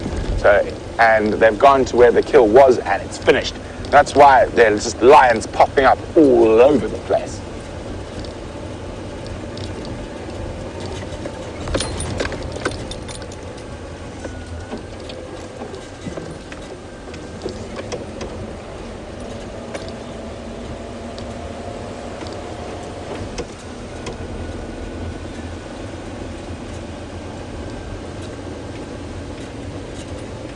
So Ellen in Arkansas would like a refresher. Well, Ellen, my pleasure to give you a refresher, talking about the different mating dynamics and cub dynamics between leopards and lions. So we'll start with lions because we've seen them this morning. So male lions in a coalition, and in this stage there are 4 male lions in the Birmingham coalition, will mate with multiple females. The females will also mate with multiple male members of the coalition. Generally, females will initiate the mating process, but the male lions are far more wired to mate than, say, a male leopard. So they will actively, once they hear sort of a female contact calling or smell any sign of estrus, they will actively search out that female and follow her around while they mate. Now, leopards, it's the opposite. The females actively look for the males and follow the males around while they mate. It's very unusual for a lioness to move out of her territory to mate. She'll normally always mate in her territory. It is very normal for a leopard to move out of territory to mate. That's one of the 2 differences there. When it comes to cubs, lions are cooperative breeders, so if there are multiple females that have cubs at the same time, they will suckle each other's young. Now, they're all related, so it's their genetics that are being passed on, so it's beneficial for everyone. When it comes to the birth of cubs, it's quite similar, that the fact the female will find a secluded cave, thicket, little drainage system to give birth to the cubs with. Now, both of them will do that. Of course, lions will then, after about a month or so, introduce the cubs to the rest of the pride. Whereas leopards, of course, are far more solitary and will keep their cubs, generally try to keep their cubs hidden from males and females, even males that they've mated with. The reason female leopards will mate with multiple males and move out of territory is to ensure that any male leopard that might come upon their cubs thinks that they're the father. They might not necessarily be, but they have definitely mated with that female. So it's a strategy to help curb cub mortality. Now, most leopard cubs are killed by other male leopards, and most lion cubs are killed by other male lions. So it's not hyenas and other species that do a lot of killing of cubs, although they will if they come across the cubs. It's generally another male from the same species that will do the killing. And that's about the main difference. So lions never leave their territory by mating. The males follow them around. Leopards, the females will often leave their territory for mating and follow the males around. Both will mate with multiple males.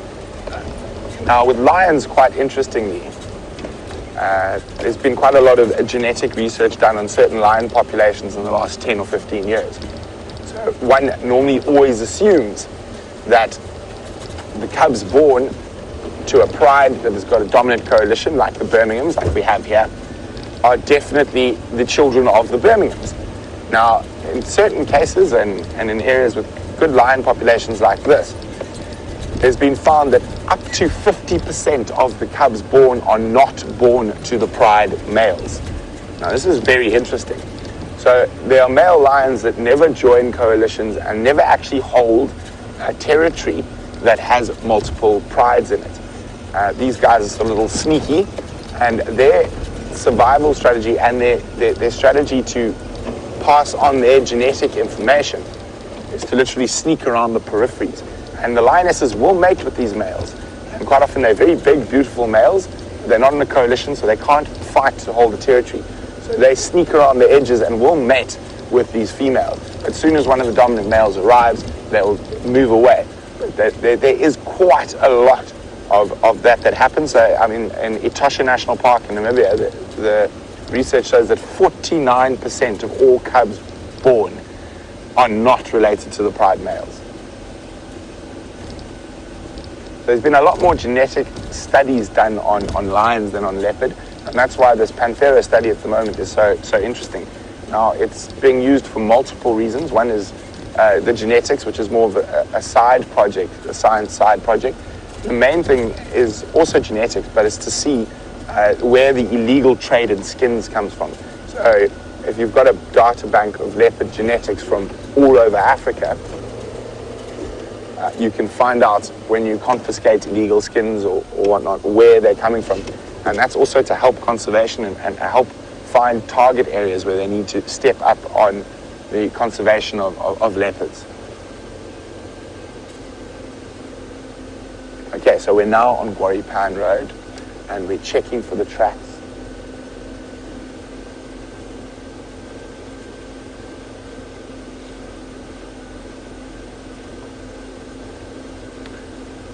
So Chris is wondering, do dominant male lions only mark the edge of their territory, or do they mark inside as well? They mark everywhere, Chris, inside, outside.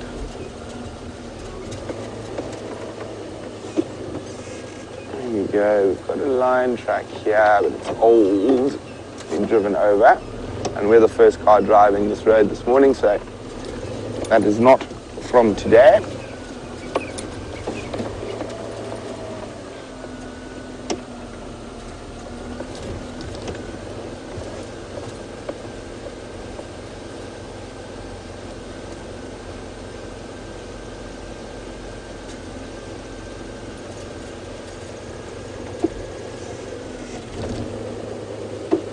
We're looking very carefully while I scan the road for tracks and genres.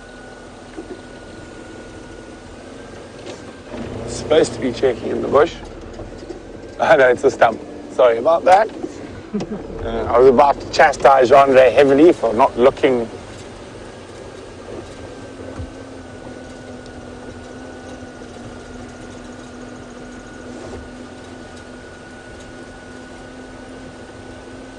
So Lex is coming from the other side.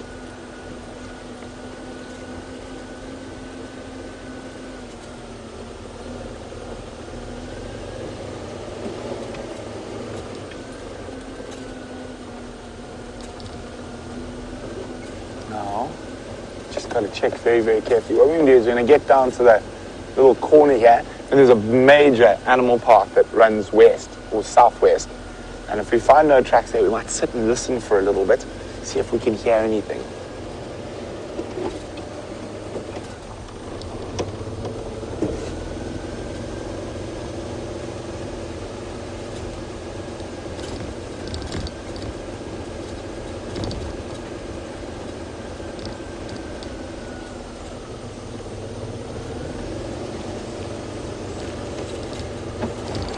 Okay.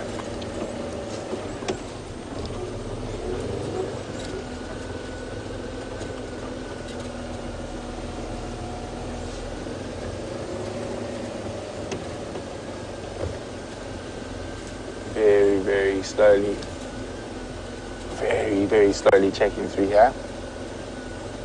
Now, apparently there's also a herd of buffalo not too far from here. So maybe the other lions are more interested in getting more of a meal than than the honeymoon phase that the two we saw first thing this morning were. So, just chatting about lions mating. They'll normally mate for 4 or 5 days, every 15 minutes, and they do very little hunting. They might hunt, they're opportunists, but generally the focus is on procreation during that period.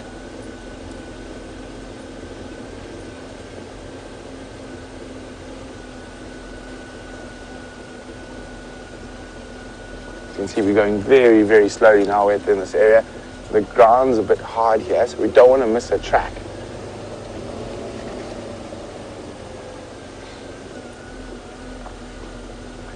While we're checking for these lion tracks, James Richard is wondering, would I consider setting up my camera trap again? Most definitely, but first things first, I'm getting a hyena-proof steel box made for it. Sorry guys, just need to be on the radio. Standing by.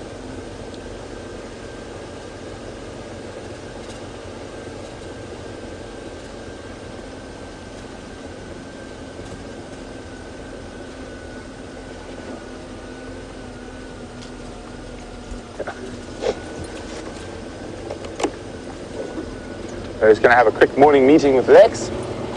He's also looking for the same lions.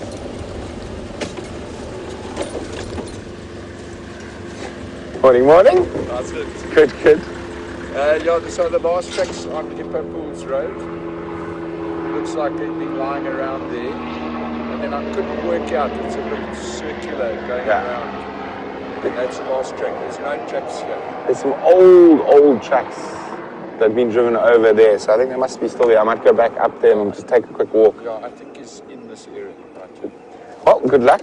Hopefully we'll see you over a lion a little later. Good luck. Cheers. Guys. Oops. Oh, God. There we go. So no tracks coming out there. We've got no tracks coming out there, so it's very likely that that lion is still sleeping or lying about in this block here. Might be worth taking a little stroll in a while. Let's have a look. We've got a kudu, not barking. It says looking into the block. So if it spots a lion, we're going to hear that deep bow. There you go, female kudu. Testing the wind, you can see how those ears are like radar dishes picking up any sound.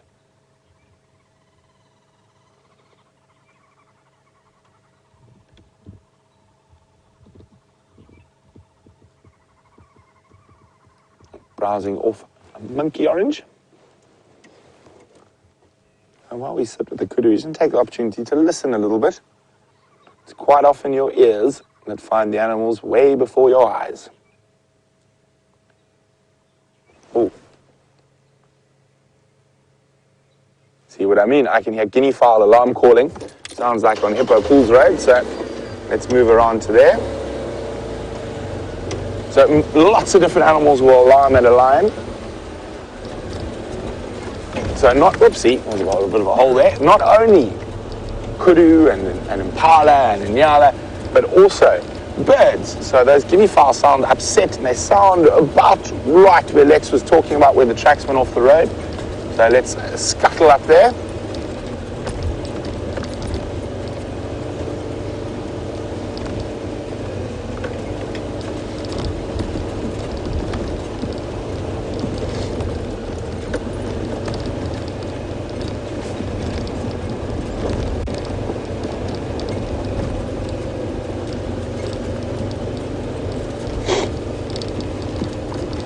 Still checking carefully in case he is on the move.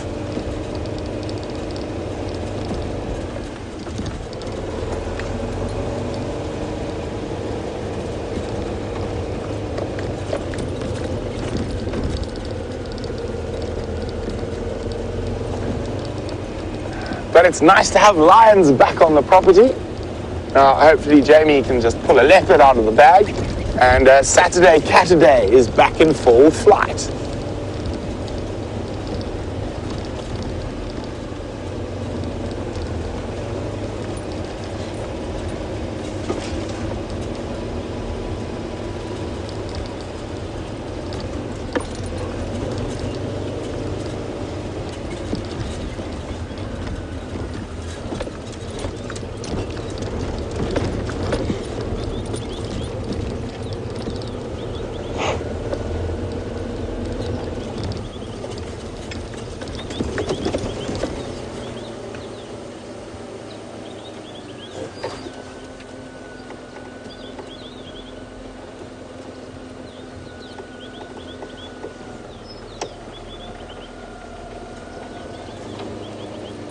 We do have some tracks here.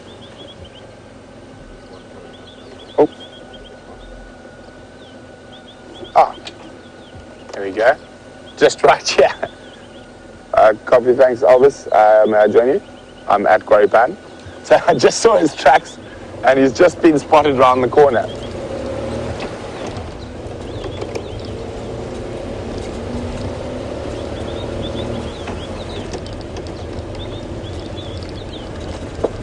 So John, I'll get to your question in a second.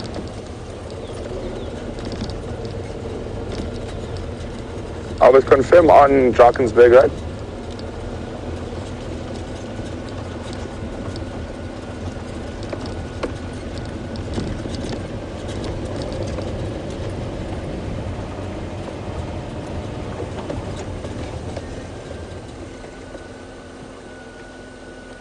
And then Vela that comes from Chitakatlan.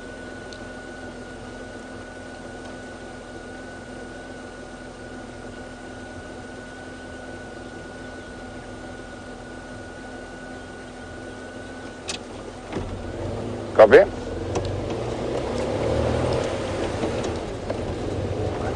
think this is the road he's talking about. We'll see shortly. But so those tracks just went across there, heading a little bit further, sort of south. I'm hoping we're on the right track. Ah, there we go. We were.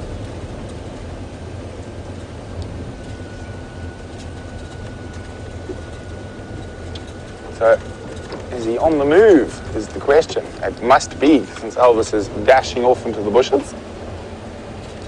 Oh, there he is. No, he's having a little snooze.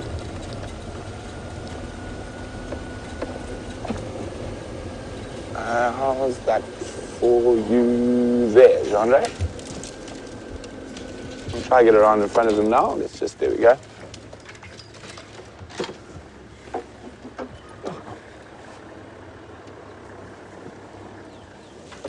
I'll move for you now. There we go. Just wait for Elvis to get into position and then we'll move around.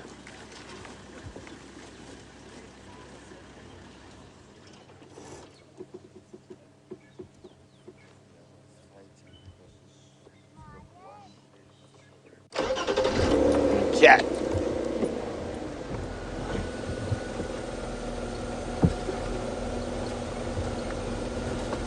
I mean, when you get a nice gap that you think you can shoot through, Genre. I'll reverse for you now.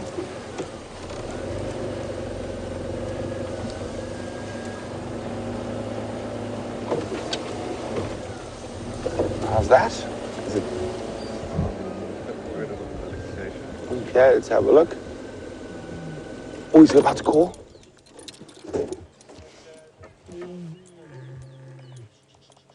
Oh, listen to this.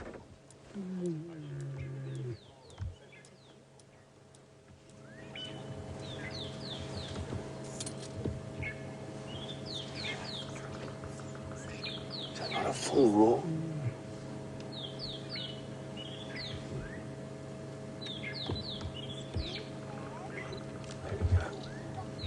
Oh, a bit stiff. So he's going to walk straight towards us.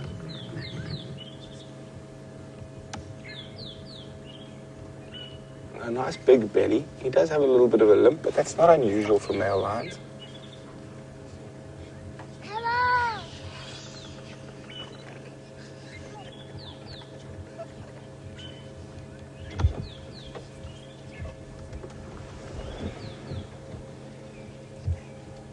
So that's 3 of the 4 Birmingham's accounted for at the moment. Not sure where the 4th guy is. So there's 1 mating of Gary Kaplan, there's 1 mating of Volkshoek with, in Torchwood there's another Nkuhuma lioness, and then there's this one. Here we go, he's roaring again.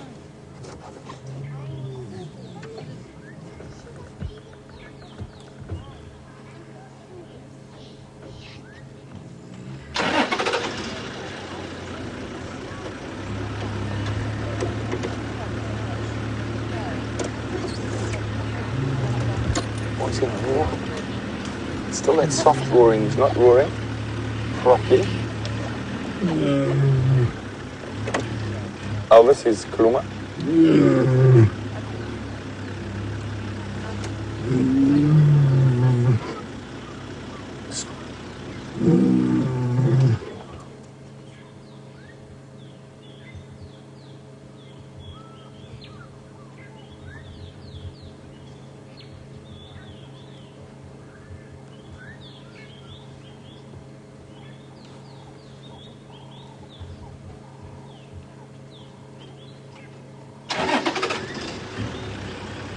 Okay, we'll move just now. We're just going to let the other vehicles move into position.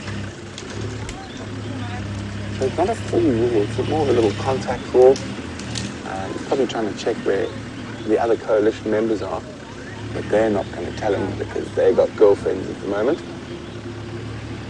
And of course, if he might be a little bit more dominant than them, it's a bit of a problem, because they might fight over the mating rights. And you probably find he might be holding this injury from fighting for mating.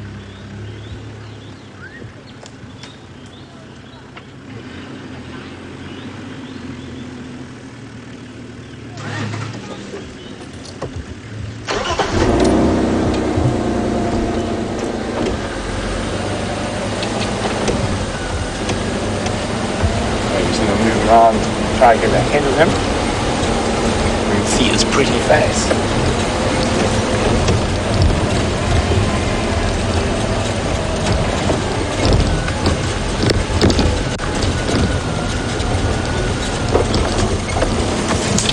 So Renee is saying the Birmingham boys are really showing the signs and the aches and the pains of being the dominant coalition. And being a male lion, it's not an easy life. And you gotta, your first few years away from mom, you gotta run around making sure other male lions don't get hold of you. And then once you're big enough, strong enough, you gotta go chase some other male lions for your spot in the sun. And then for the rest, you have to try and defend it. And then when it comes to mating, you end up fighting with your other coalition members to get the best mating rights. So it is a tough life at the top, and that's why they don't live very long out in the wild.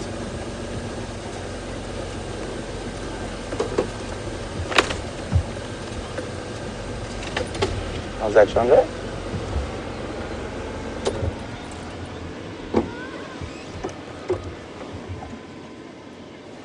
There we go, there he is.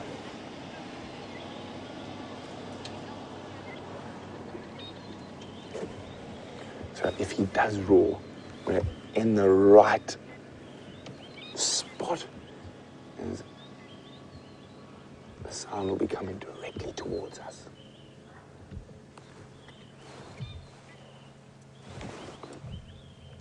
So we're just trying to move it. There we go. How's that?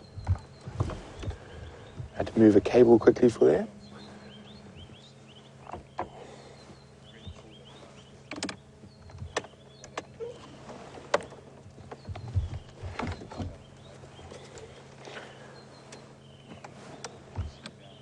Hopefully he opens his eyes and gives you the chance at some nice screenshots. As final control just mentioned, it looks like he's perfectly framed by those two weeping wattles there.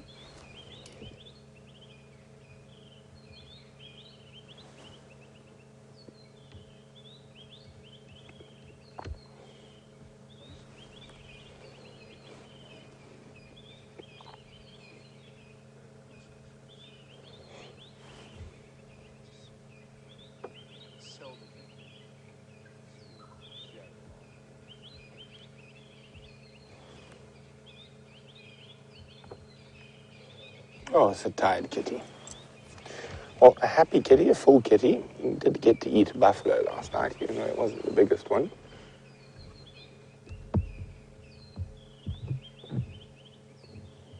That lovely light coming through from behind.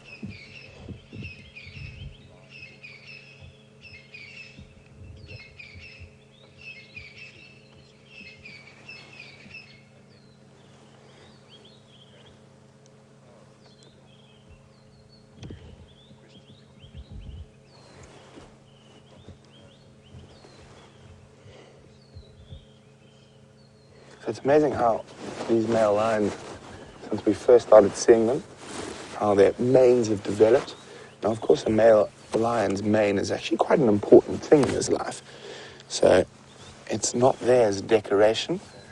Gag says it's salon quality, but it is there because they fight so much. It's there to protect the vulnerable neck area. So that massive hair there is a very good defense system when they're fighting. He's giving his paw a little lick at the moment.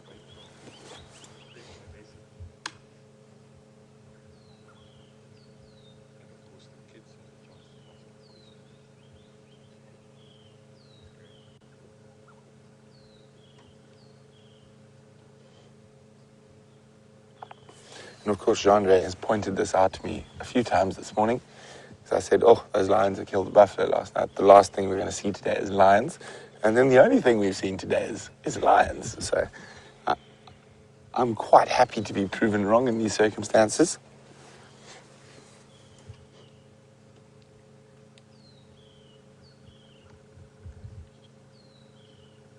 Now, we saw he was limping. I wonder if he's licking an injury in his front paw. For me, when it moved, it looked like his injury was more in the back left-hand side would be my guess. But till he moves again, we're not going to be able to see.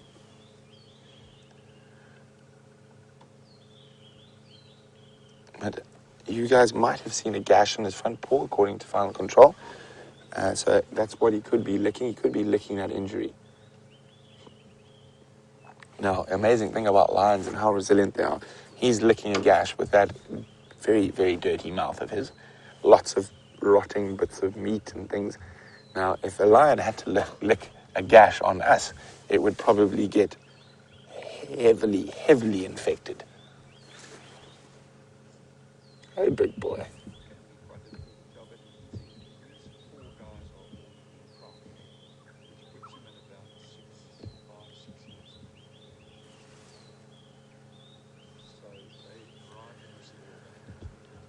He's sniffing the air now. Oh, that looks like a nice picture. So I'm going to grab a photograph. I suggest you guys do the same. Get a screenshot. Share it on the Safari Live Facebook page or pop it on Twitter with the hashtag Safari Live.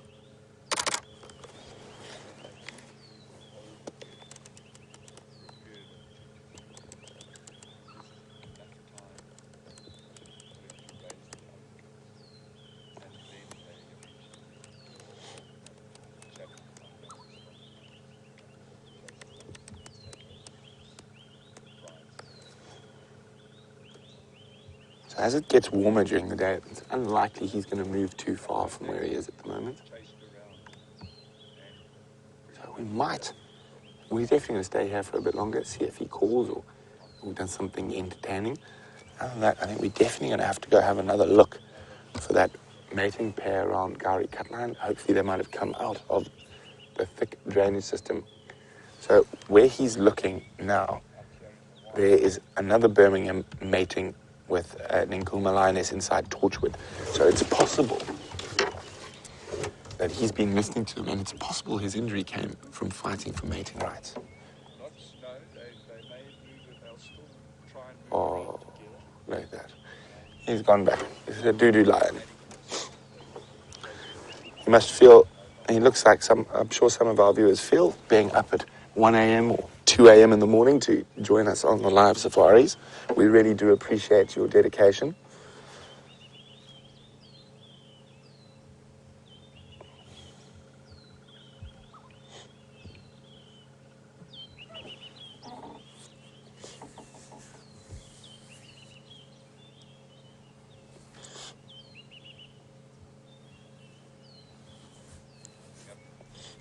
So he's part of a coalition of 4 male lions.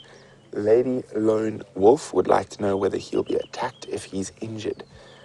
Not necessarily, and only if he decided to fight for mating rights with one of the other coalition members.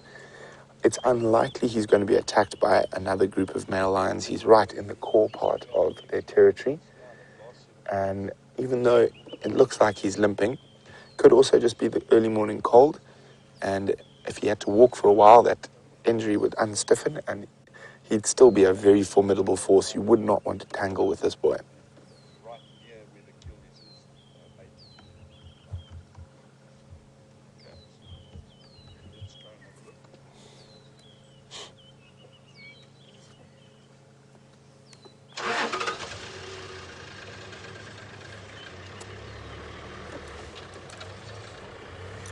So Remay is wondering, would this male lion patrol territory by himself? So Remay, most definitely. Now, coalition members, one of the joys of being in a big male lion coalition is that you're able to, firstly, dominate a much larger area than a 1 or 2 male lion coalition would do. Secondly, you can move independently of each other. So they can mark and patrol different areas. If trouble arises, buddies are only a little roar away, and that'll definitely bring the other members of the coalition into that area to help him defend it. If there's a lot of male lions chasing him, he might roar, but still keep trying to move, and generally move closer to where the other coalition members might be coming from. But they do meet up quite often, and they will sometimes patrol together, or sometimes 2 at a time, or 3, or 4, or all 4. It just depends on what's going on around. So for them, they do a lot of roaring in the south, and they got a lot of roaring in the east, and occasionally a lot of roaring in the north. So those are the 3 areas where they have potential other male lions moving into their territory. So depending on whether the male lions from the north, east, or south are around, depends on where they focus their attentions. When there's no apparent threat, they can be found anywhere, either with the females by themselves, but if they hear a pride of females catch a meal, they run towards it to get a freebie. But there's a big misconception that male lions don't hunt. They are actually very good hunters. They generally hunt bigger things, and patrolling territory, they spend a lot of time away from the females. So they do hunt, and they hunt big things like buffalo and hippo, giraffe. So they are very capable hunters. But being a male lion and being the king of the pride, if there's a free meal to be had, they will definitely take advantage of it.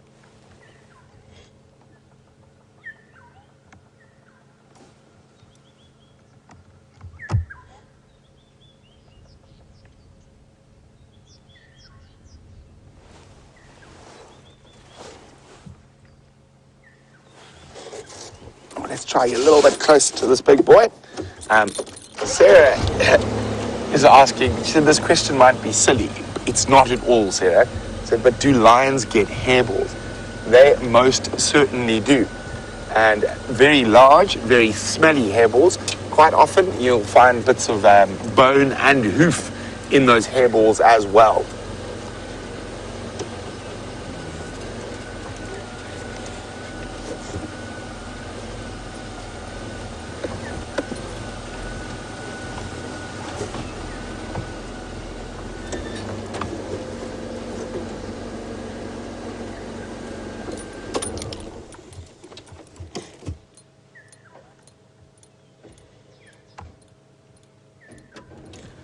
Yeah, unfortunately there's one little stick through the middle of his face. Let's just try a little bit further forward maybe. We might get a better view.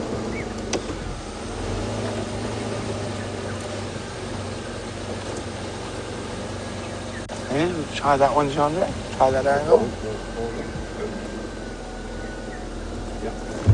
So Rita from Joburg said, Brent, jump out and move the stick. It's ruining my screenshot. Well, there we go, Rita. A different stick, but not across the center of his face, so maybe slightly better for your screenshot.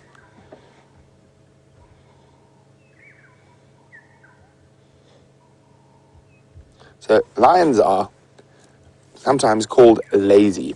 So they're not lazy, they're just very, very economical with their movements, I suppose is a better way of describing it. And they will generally rest for an average of about 20 hours out of 24. Now, they have quite a big problem in dealing with heat, so they don't tend to move too much when it's hot, and they tend to rest up. Now, especially since he's got quite a full belly of buffalo, it means he's unlikely to do too much moving today, and he's probably going to do exactly what he's just done now. He's going to sleep. The only movement he'll do today is to move into the shade as the sun moves around, and he might get moving this evening, might head for a drink somewhere. There's water relatively close by at the Buffalo's Hook waterhole. Now, lions will drink when they have the option of drinking. They don't necessarily need to drink, though. They can get enough moisture from the prey they eat, from the blood, but if there's water available, they will take advantage of it.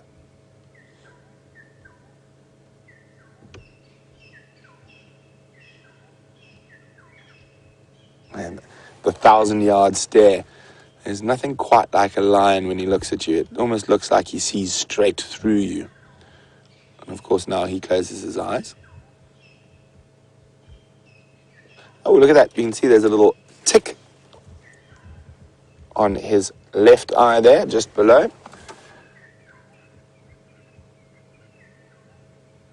It looks like a Bont tick.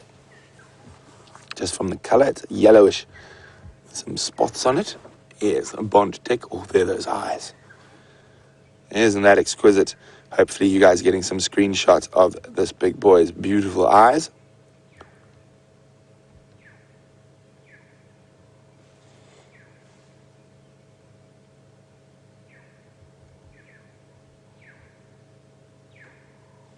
Looks like he's fighting to stay awake. And you can see the different crisscross of small scars on his muzzle and on his nose. And not only do they fight the other coalition members for mating rights, but also for food. Lions can be very loving when there's no ladies or food around, but when both those are around, they can be extremely aggressive with each other. Now, from a photography point of view, you can very often, very easily see the difference between a wild lion and a captive bred lion in photographs. So if we look at a captive bred lion, he hasn't had the hard life that these wild lions have, and there are very few scratches and marks and dings on their body, and almost certainly very few ticks around the eyes.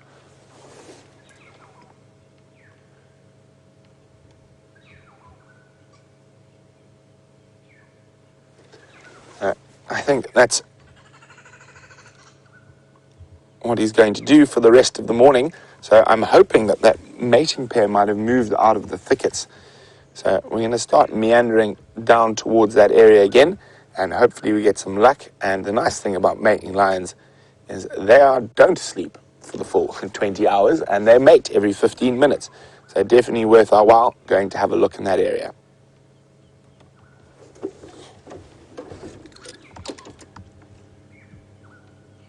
Goodbye, mister.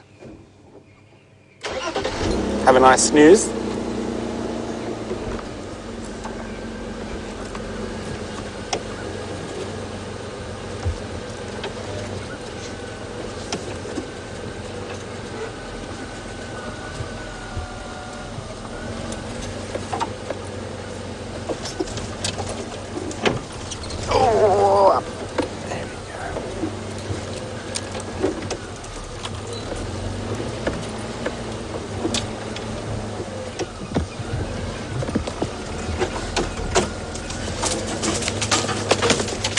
So D-Rez said, what a beautiful shot of his eyes. And she's wondering, do we ever get, here we go, blue-eyed lions? The only blue-eyed lions you're going to find, D-Rez, are when they're cubs. But they lose that quite quickly. So adult lions, I've never seen a blue-eyed adult lion. So I would say probably not. But when they are cubs, they do have blue eyes. Just got a call on the fact that I'm leaving that male lion.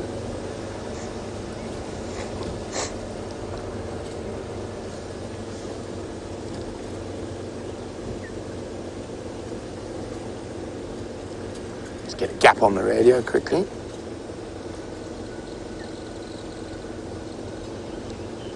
Leaving that one Wanuna Ngala lying up on Drakensberg Road, probably about halfway between Central and Quarry Pan, open lock.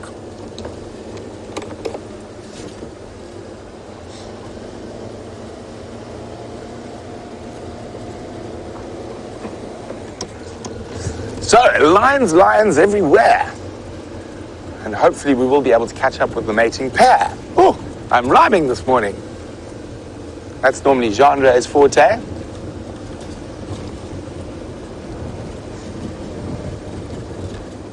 Still quite chilly, but definitely nice to have the sun on our backs, warming us up slightly.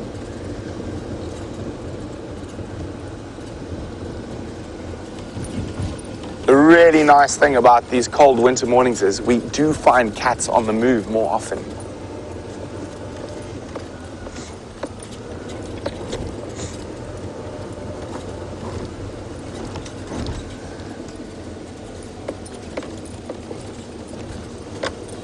Sorry, just listen to the game drive quickly here. See who taxi's trying to find.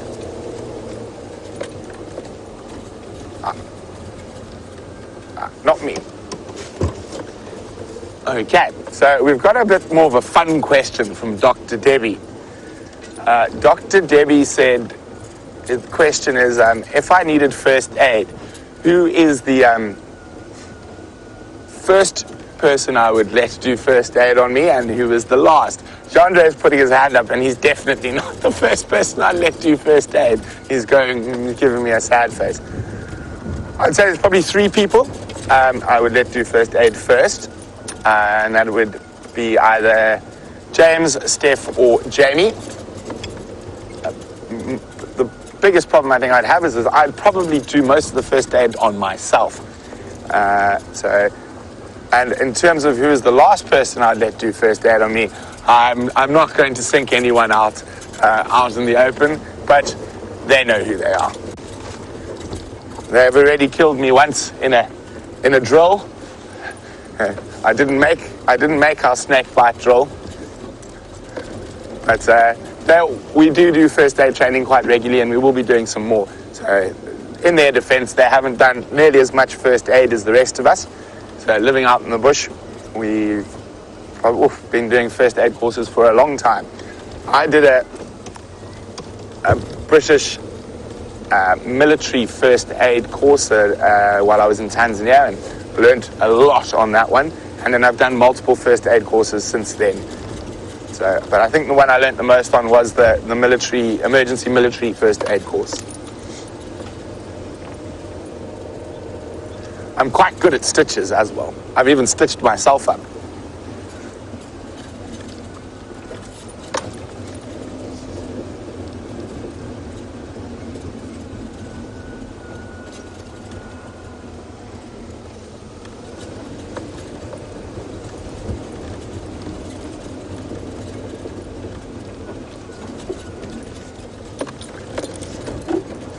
So fingers crossed that the breeding lions have moved out of the drainage line and will give us some spectacular shots.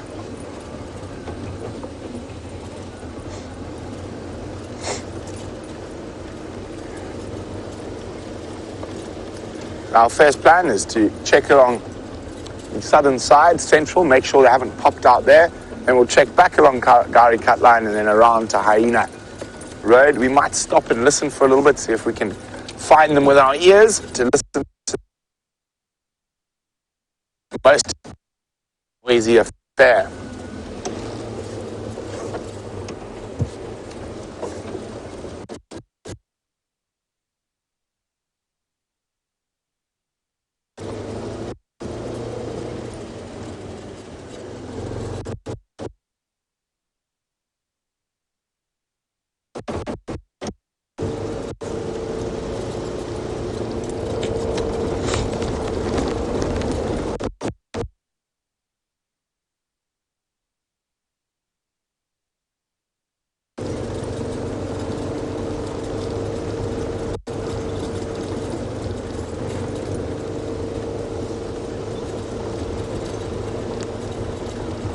Trying to decide whether to put my gloves back on or not. It got warm, but now every time that the sun pops behind a cloud, it gets chilly again.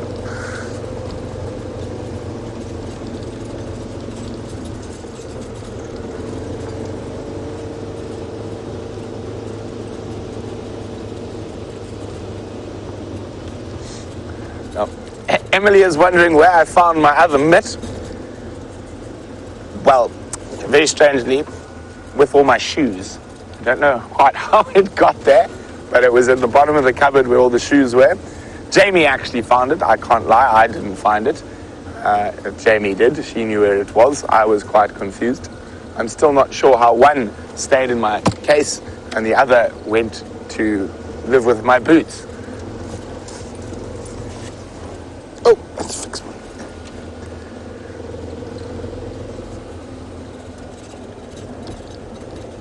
So I think there's a very strong likelihood that, if not during the day, definitely over this evening, that mating pair of lions will pop up on the Nkuhuma dam cam at some point.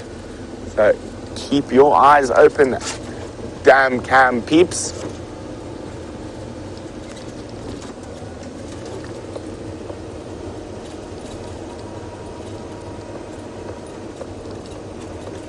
So unfortunately, Jamie has discovered some gremlins, and Connor and Eugene and the tech department are trying to fix it. She is had to head back to camp, and they're busy trying to fix those tech issues at the moment.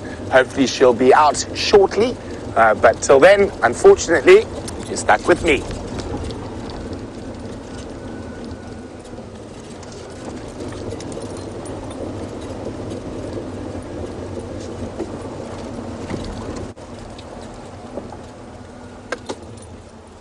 Now, look what we have here. A breeding herd of buffalo. There are lions right here, guys. Be careful.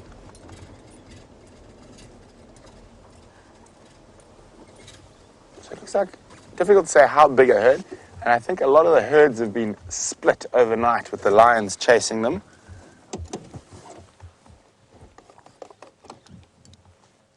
Hlambe of Nyabi on Central at Giraffe Crossing. There you go, young male. Horns haven't started widening too much just yet. Now, where we saw that mating pair of lions was no more than about 600, 700 meters from here. So, being the opportunists that they are, it's possible that they might get sidetracked and try catch a buffalo. You never know.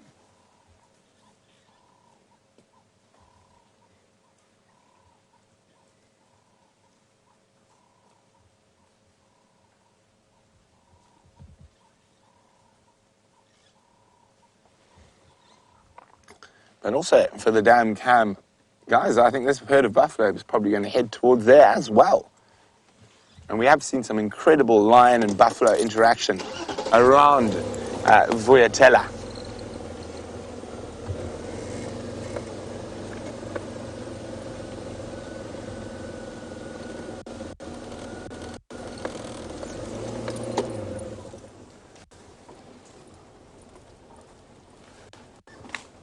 You can see the buffalo, you can hear them snorting out there. They're not that comfortable. And that's, there we go, yeah, and move off. That's to be expected if you got harassed by lions last night. Hello, big boy.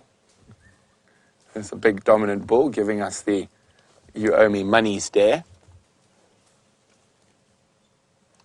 Could definitely imagine buffalo being the debt collectors of the bush. A formidable animal. Weigh around 500 kilograms, a big bull. Sometimes as heavy as 750 for a really big bull. And can put up quite a tussle, even with lions.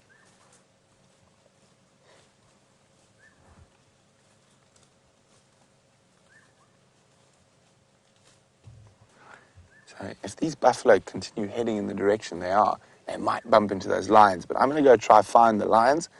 While we try to do that, it seems like Jamie is up and about again. So let's go see what she's got.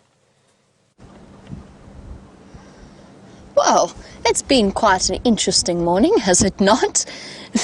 We've had various signal issues, I'm sure Brent has explained, that Gauri repeated has gone down and isn't doing terribly well. But we have raced across to Arathusa, and Connor is currently working furiously, and look who we've encountered.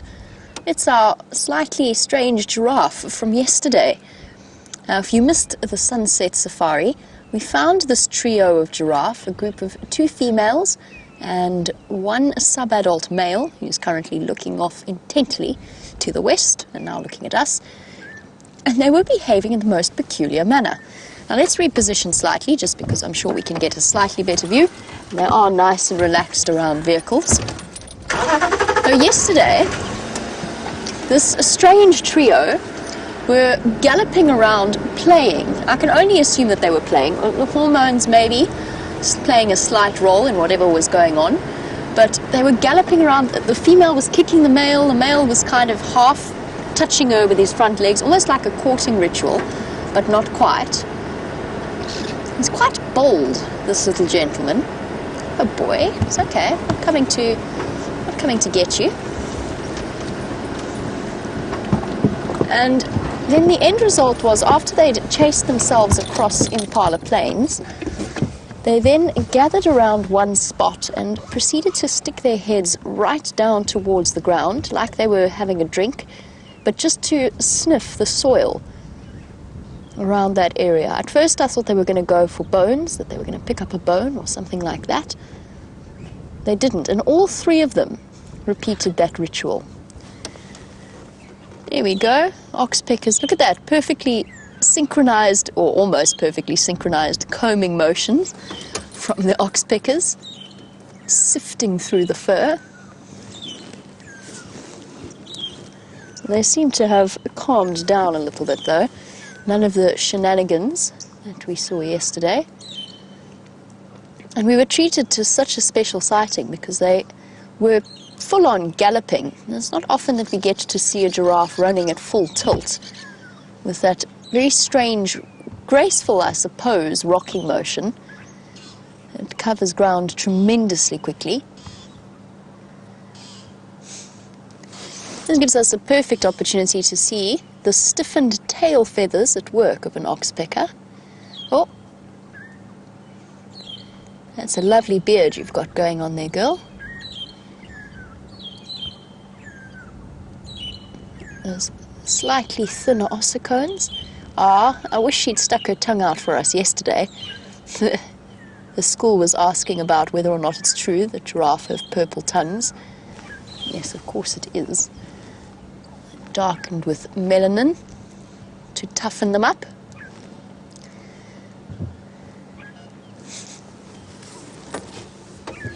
All right, let's go back a little bit. I want to have a look at that male again. Just such a nice opportunity for us to compare the male versus the female, because he's not huge and he's not tall and dark and mature like the bull that we saw earlier. He's about the same height as the two females. What that means is we can really see the physical, the anatomical differences starting to develop without the giveaway being the dark. Oh no! My camera fall apart. I think we should just go home, Liam. Liam's camera's just fallen apart. Brent's gone for a walk.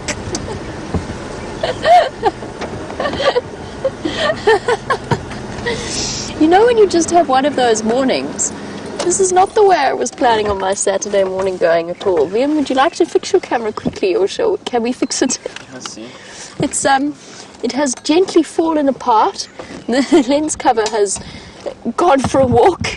Okay, we've managed to relocate it. Right. What else should go wrong? Should we take our pick? Is our signal going to drop? We suddenly bounce up a delay for a few seconds. What else could possibly happen this morning? Oh, Wendy might catch a light. It wouldn't be the first time. I hope not, though. Let's not go that far, please. I don't think I can take much more this morning. Luckily for all of the viewers, the crew of WildEarth are pressure-driven people. It wouldn't be working in the bush if things didn't go wrong every now and again. And of course for us, with all of our technology involved, when things go wrong, they can go wrong in quite spectacular style. Hi, Giraffe. You don't have to have such concerns on your Saturday morning, do you? Nope. Top priority is which leaf is going to taste the best. Those ones, apparently, right down there. Generally, females have an average of a lower feeding height than a male. It's more common to see the females bending down like that to eat.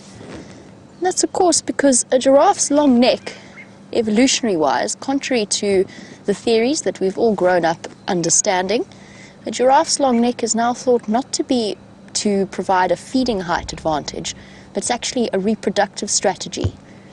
Like the Diplodocus and the Brachiosaurus of the dinosaurs, it's thought that it's basically a fighting mechanism that the male giraffe evolved. You know how they fight by swinging their heads to the side and hitting each other on the sides of the body. Well, the longer a giraffe's neck was, the more effective that swing was, because obviously the greater the momentum gathered. And thus the genes started selecting for long necks. Less to do with feeding height, particularly clearly now, giraffe not making full use of her long stretched neck, and more to do with a fighting stance.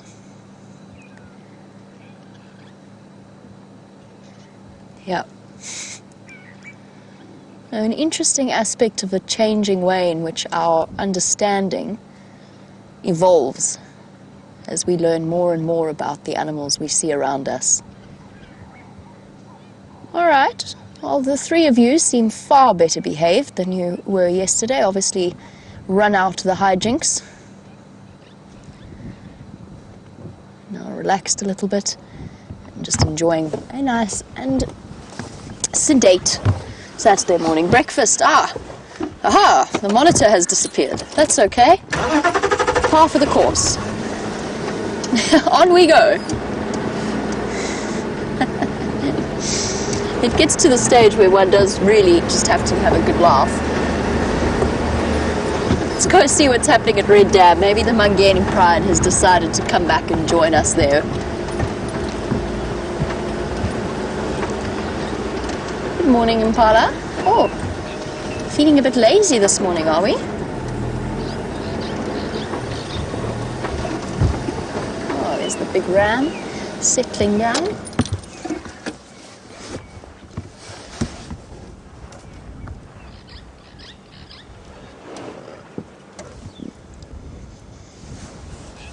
Relatively relaxed and perfectly at peace.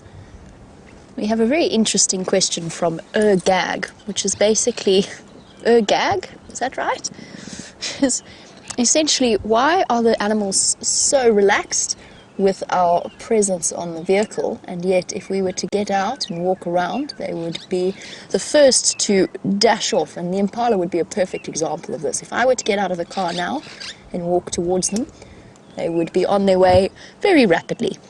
The answer lies in instinctive responses to our shape. We are, to them, on our two legs, hundreds of thousands of years worth of evolution that says, uh-oh, that thing is going to hunt me. The same reason why they alarm call when they see a lion or a leopard, particularly displaying predatory behavior, which we do automatically through instinct when we walk on two legs.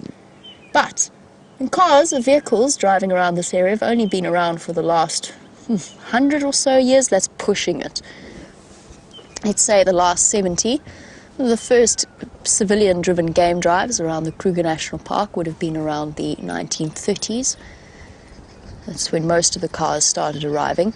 So you don't have that evolutionary instinct that says that vehicles are dangerous. Now, there's a lot of people that will tell you that the impala, when they look at us now in the vehicle, are seeing only the shape of the vehicle and that they don't identify individual people within it. To me, that's not true. I have seen animals of every species being herded by the male. Shame, Impala's having a rough time of it at the moment. I have seen every single animal out here look at me as an individual person. They know that people are on the back. It's just that they don't have that instinct, because for the most part they are not hunted from vehicles, certainly not in this area, and their ancestors haven't been either. They've become accustomed to vehicles. Of course, every single animal that we see in the Sabi Sands has grown up with vehicles driving around it. Oh, big stretch there. And thus there is no need to feel afraid of us. And we're so fortunate, and it is so essential. It's not the same everywhere. That is why we're so lucky to be here in the Sabi Sands, because the animals have been treated with respect for many, many years, and there's a great culture of ethical tourism out here. And what that means is that, in turn, they have become nice and relaxed around vehicles, which is essentially one of the basic parts of, or basic principles of conservation. because the more relaxed the animals, the more the tourists want to come and see them, and the more the tourists bring money that can then be put towards conservation of the future of this area and the animals themselves. So the habituation process is one that is absolutely essential. But every now and again, you will find an animal, whether it be an elephant or a buffalo or a leopard, Gijima for example, that has spent less time with vehicles and is in fact very nervous. And it's all a part of not taking it for granted. So every time we drive up to an animal sighting, yes, if we know the animal, we know how to approach it, but at the same time, something might be happening in that animal's day that we don't know about. So it's all a very gradual process of reading an animal's body language when you approach it. And now the impala have decided they want to cross the road, just as I was about to start up and start heading forward. Oh, Ellie is trumpeting somewhere off in the distance.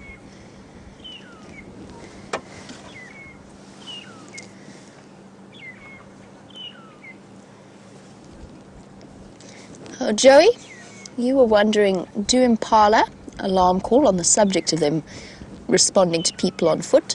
Do they alarm call or do they just run like they would do from a wild dog pack? Depends on the impala herd. I've walked some impala herds that have seen me coming, they're comfortable, I'm not displaying predatory behavior, I'm walking around the side, not in a direct way to them, at which point they don't do anything except stop and watch you. If you're close to them, a lot of the time they will run, like the other day when we surprised them on bushwalk and they immediately bolted off without a single sound. If you're a little bit further away, or depending on the impala herd and how used to seeing people on foot they are, then yes, they will alarm call. And I have had my position given away by impala before. Sorry, just listening to crashing sounds in the back. Oh, warthog. Warthog panic. Oh. And now? What's got into you? I think they've been unsettled. Herbert's come to join us on our game drive. He tells me that he thinks that there is a car coming. Good morning. Let me just shift off the road. I must remind me to tell you something about that Herbert taught me. How's it, man? How are you? Good morning. Good, thanks. What's up? Just cruising. Gonna go to Red Dam, see what we can find there. Yeah. We've had a highly successful morning. Fantastic. We really haven't. Hi, guys. Right. Wonderful. Just go Martin Drive. Yeah. There's nothing in the area. Perfect. Thank you so much. Wonderful. Wonderful. Have a great morning. Bye, guys. Cheers, guys. Sorry about that. Just chatting to one of the Elephant Plains guides. James, did Brent ever show you an impala track? Or did he not? Did he not get around to that? Here we go. Oh, yes, I'll tell you my Herbert story in a moment. But first of all, we've got some impala tracks in the road. And I'm going to jump out for a second. Hopefully there's nobody else coming. And the impala have moved off, so I'm not going to scare them away. So, James, there are your impala tracks for you. Oh, I'm about to catch my cables on the side of the car door. That would just be the crowning glory. Just to top off the day. Let's get you a sense of scale, first of all, for our impala tracks. And I actually really want to talk about this one, VM. I don't know how clearly you can see it. Perfect, thank you. So, sense of scale, it's about the size... Oh, they're alarm calling at me. Impala's alarm calling at me, but not fully. So it's about the size from the top of my finger to around just below the middle of my joint. But what really sets an impala track apart from most of the other antelope is that they are what's known as rim walkers. What that means is that the outside edge of their hooves are quite extended, more so than the rest of their track. So it creates these deep lines on the outside and then quite a mound of sand in the middle. Very sharp, very pointed track with quite a nice, neat little heart bend at the end. I know the light is not ideal. Yes, okay, hello. There we go. We have an answer to the question about alarm calling on foot. I'm also now crouched down, which is also predatory behavior because I haven't presented myself to them, so they think I'm trying to sneak up on them.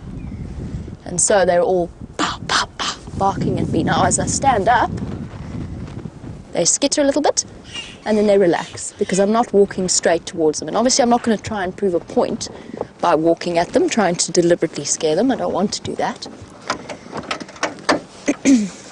But there you go, Joey. An answer to your question about alarm calls. Okay, so we've done the impala track. Now, to my Herbert story, as we head to Red Dam. We talked a little bit, I should have actually explained what happened earlier, where I stopped dead on Cheetah Cutline and couldn't move.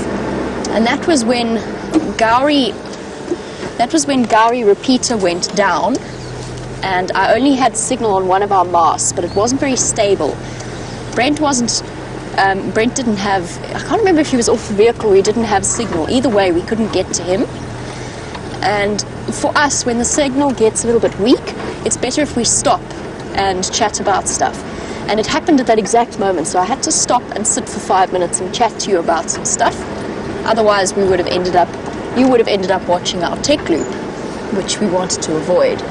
So that is why I was sitting where I was, just chatting a little bit for those 5 minutes in the middle of the show. And we spoke about the Bushman's grape.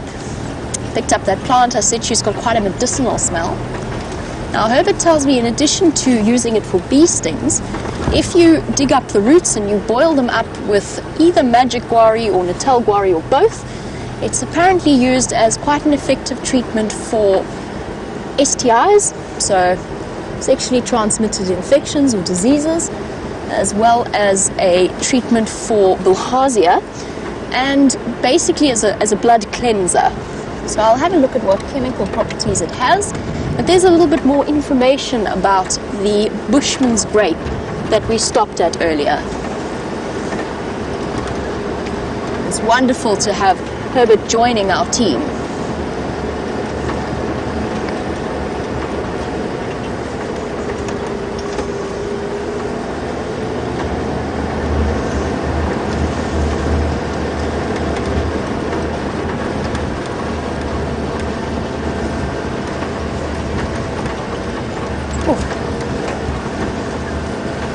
Good neck click happening there. Now apparently there is a huge breeding herd of buffalo slowly making its way towards the Arathusa Dam. So for those of you, we won't get there in time for the end of the sunrise safari, but for those of you who keep track of our dam cameras after the show, keep your eye out at the Arathusa Dam, because there's a good chance that about 1,000 buffalo are going to make their way there at some point in the next few hours to go and have a drink. And of course, as always, whenever we see a herd of buffalo, it brings renewed hope of lions wandering along behind them. Apparently the Mangane Pride is on Simbambili at the moment, so they've crossed back from where they were on Sydney's dam and headed back towards. It's been interesting how they've pushed further and further north from their usual spot around Londolozi.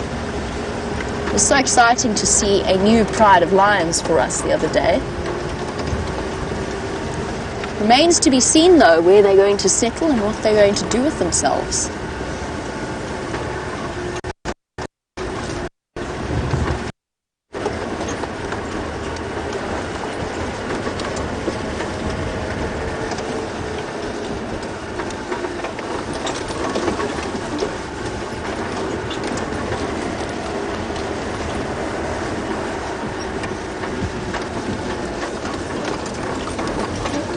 Now, for those of you who are rushing to send questions through, just to let you know that every now and again I am struggling to hear names and so on. So if I butcher your username or I don't quite get it right, that's why. A little bit crackly. Because it just wouldn't be true to form this morning if things came through clearly. Ah, Nigel, I definitely heard that name. Nigel, on the subject of things going according to plan, Nigel, watching in the UK, would like to know if I've ever been stranded in the middle of the bush. Multiple times. The one that immediately springs to mind was many years ago, where the reserve that I used to work at struggled to afford, this was many years ago, struggled to afford anti-poaching fees. And as such didn't have things have changed, but as such didn't have an anti-poaching team on the ground. And on full moon nights, we used to go out and basically, I mean, I'm not a trained anti-poacher, but I basically used to just drive around with a bright light flashing and just to act as a deterrent more than anything else. Well, this was not during our drought, but during the year of the great rains. So the roads were positively sludge, and I was driving along the fence line about as far as I could have got from anywhere. My radio wasn't working. Hello, Ellie. And neither apparently was my four-wheel drive, because we went through a patch of mud and we just didn't come out the other side. And so for the next 2 hours in the pitch dark, I dug and dug and dug in some very thick mud and basically got nowhere and couldn't get hold of anyone. There was no phone signal. There was no radio signal. Eventually somebody decided that I probably should have been home by now and came looking for me. And I was very kindly pulled out of the mud wallow that I was in, covered in fetid mud. It was stinky mud. And thus ended the great saga of me being stranded. Okay, so it was only for a few hours, but it was midwinter. Hello, Ellie. This is going to be tricky because she's about to go into the drainage line. Good girl. Oh, there we go. She's settled for now. Oh, it's been something of an elephant-themed morning this morning. Slightly difficult angle.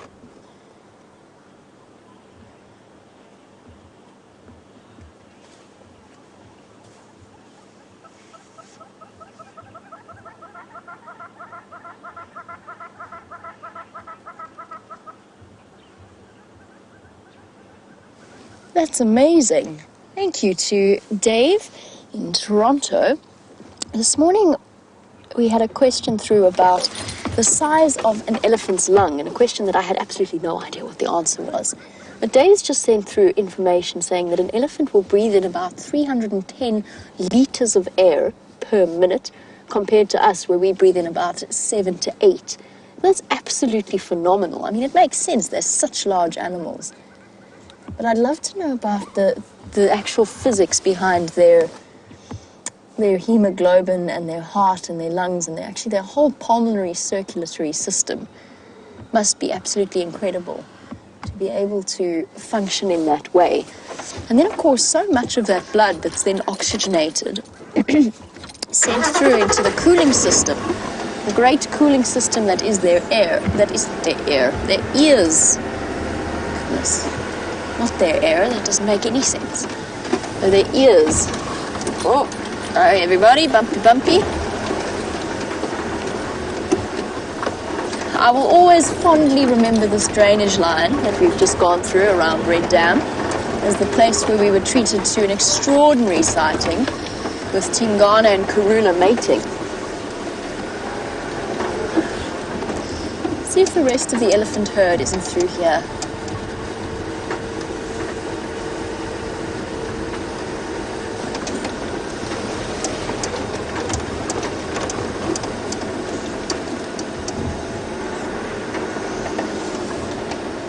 Hello, little one.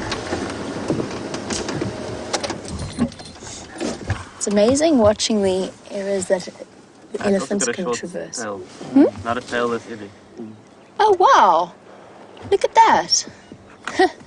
Well, here's a symphony on a theme. Another Ellie without a tail. Oh, there you go. 2 in one day, and I hardly ever see them. It's a much younger Ellie than the elephant bull that we saw earlier. Well spotted, Wiem.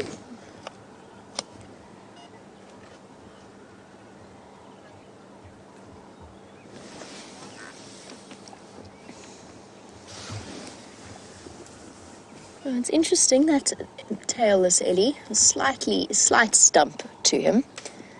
But to continue on another theme that we were talking about, Grey Ghost, you would like to know why some of the Ellies look like they are crying. And the answer is their eyes are watering a great deal at the moment. So are mine, so are Viam's. We're both sneezing every now and again. There's just so much dust, and it's going to continue on as we go deeper into winter and our dry season. And for them, especially when they dust bathe, they sometimes get quite a lot of dirt and dust in their eyes, and it makes them water. And there's a lot of them I've noticed over the last few days have got watery eyes, and lots of that white waxy build-up around the corner of their eyes as well. Then, of course, there's the way that elephants really do cry, not really in the human sense, but sort of. And that is when they show emotions through secreting from their temporal glands, so between their eyes and their ears, which she's watch the way she comes down here. It's just fascinating to watch them navigate these obstacles. You guys are unfamiliar, having never walked there, of course, but that is a very steep drainage line wall that she just wandered down. It's important to remember that anywhere a human being can go on 2 legs, an elephant can go on 4. So unless you'd have to resort to climbing to get somewhere, an elephant could go there too. And I've found elephant dung in the most bizarre of places. Tops of koppies, tops of mountains.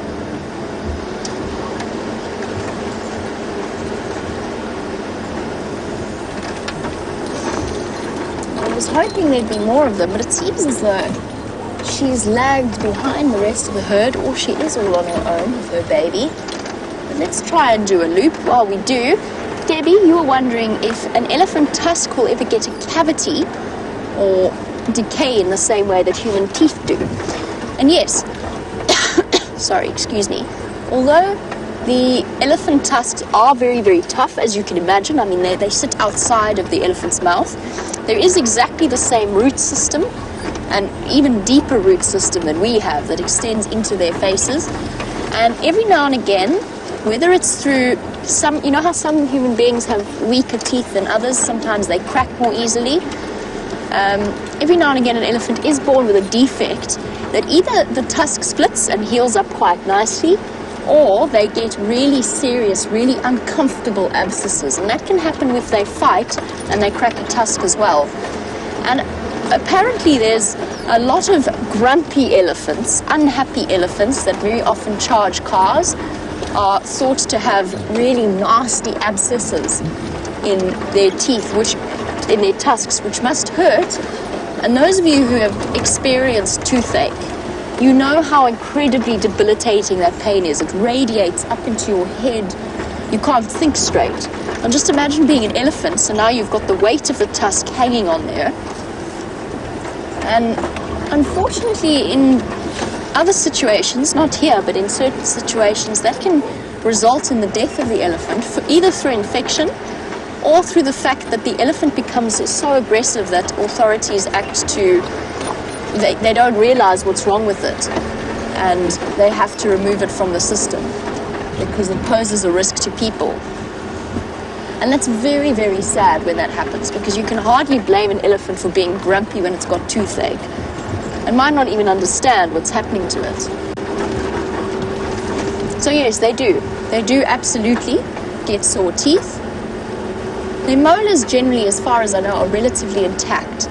Now, if I remember correctly, and sure, I mean, now I'm scraping the vestiges of my memory. I say vestiges like I have none. I've still got some memory left. But I think Mafufunyan, the big male elephant in Kruger, he was the one with the big hole. You know, there was some great tuskers in Kruger, very, very heavy tusks, famous for them. There's a fantastic museum in the Letaba camp, the Letaba rest camp in the Kruger National Park. If you ever come and visit, highly recommend going there. Some of those tusks are at least double my size, if not more. That's just on one side. And I think Mafufunyan was also suspected to have had an abscess. Mafufunyan is a sort of a name given to the angry, grumpy animal. It's not really grumpy so much as distressed in a way.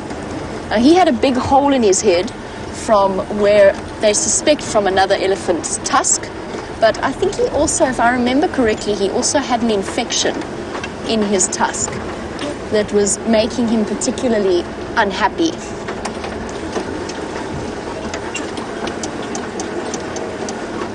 Alrighty, well, as we continue our search along Arathusa, Brent is back on the vehicle. Let's see what he's found at the Nkuhuma Dam.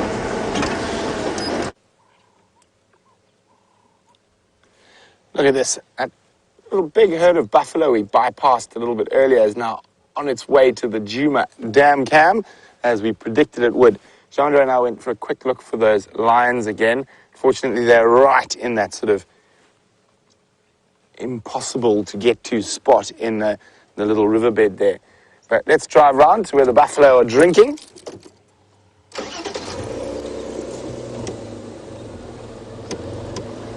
Guessing probably around 200 or so buffalo in this herd. Nice sized herd for this area. Don't really get too many monster herds. And I have seen on the Sand River and south of here, I have seen herds around 800-900 before. And then actually northern Kruger, I've seen a herd probably around 1,000. But in this part of the world, we normally sit between sort of 100 and at the big end, 500.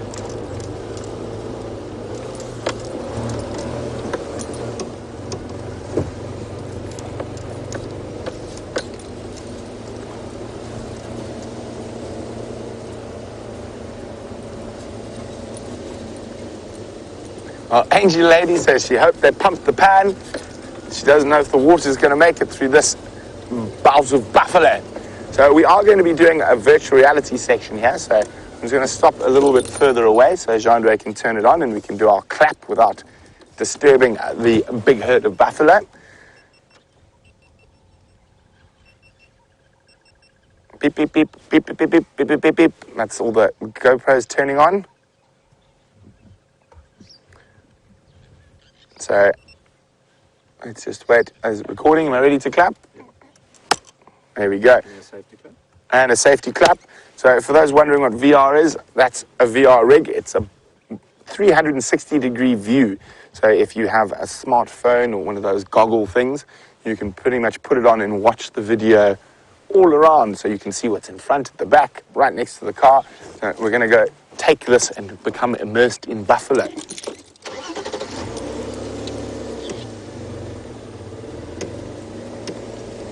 There we go, spreading from all the way through there up to the little water hole in front of the Nkuhuma Lodge. Now, a big herd of buffalo like this is going to have to drink normally twice a day, normally in the morning and in the evening. Don't be scared, fellas. We're not lions.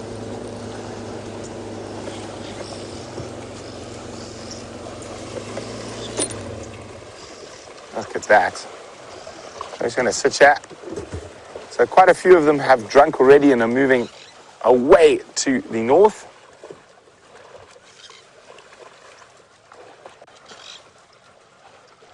Now, as we move further and further into the dry season, a buffalo are going to have to start moving bigger distances between water and grazing.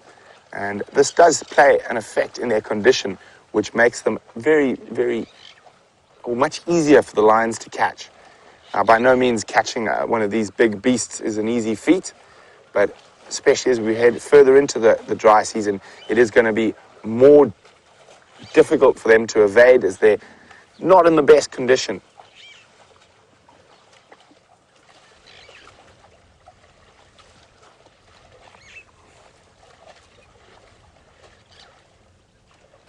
Oh, there we go. Just behind the one in front of us, there's one having a roll.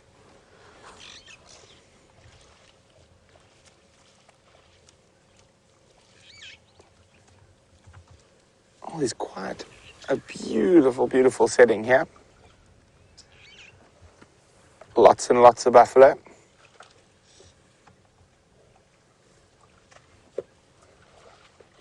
Now, the lions were not far from here, but that's because they're mating, it's unlikely they would have been attracted by the noise of this herd. probably about 1 kilometre that way, or to the north east of us. Yeah, there's a bull coming down. He's got a, looks like he had a bit of purpose in his walk.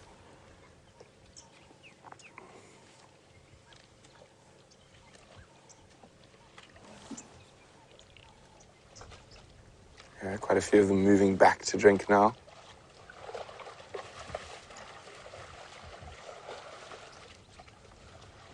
Amazing the jostling that happens. Even though there's plenty of space to drink, sometimes certain of the individuals will assert their dominance like that bull is doing now, by sort of walking across the front.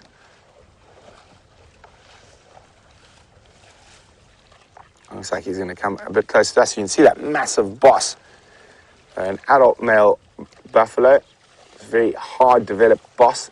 That's matted hair. That's very, very solid there now.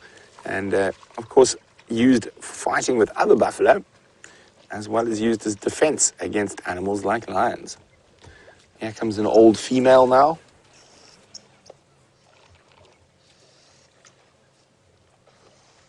And so you have a look just beyond the pan, the rest of the herd milling about and starting to move. You see all of them there.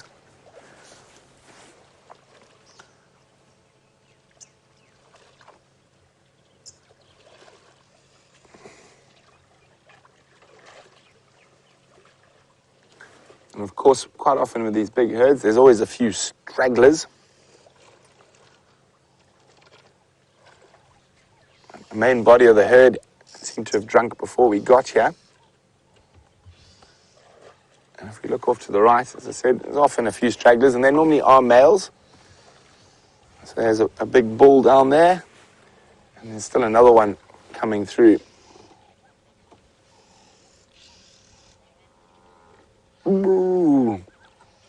Oh, yellow-billed oxpecker. There we go. Look at that yellow-billed oxpecker, the rarer of the two oxpecker species we get here. And we do often find them on buffalo herds. Slightly bigger than the red-billed, and of course you can see it still does have some red in the bill, but only the tip and the yellow at the base.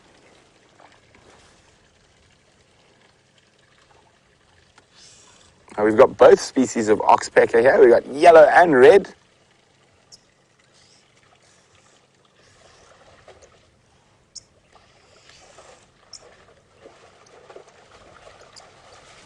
And yeah, we're watching that beautiful yellow-billed oxpecker on the back of that buffalo cow that's just leaving the pan now.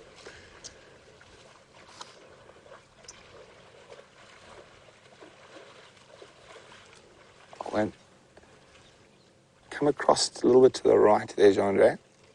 There we go. There's another yellow-billed oxpecker and a juvenile. Oh, and pop down. If you look carefully, I think we almost had two oxpecker species on one buffalo for a second, but they seem to have moved around the back of the buffalo. No, that's another yellow-billed. I did see a red-billed. Ah, there's the red-billed. He's hiding on this buffalo closest to us. So we do have two buffalo. There's the red-billed oxpecker, and on the top of that buffalo, he's gone. There we go. Both species on the back of a buffalo. This is not something you see very often. If you go a little, there we go. Both red-billed and yellow-billed oxpecker on the back of a buffalo.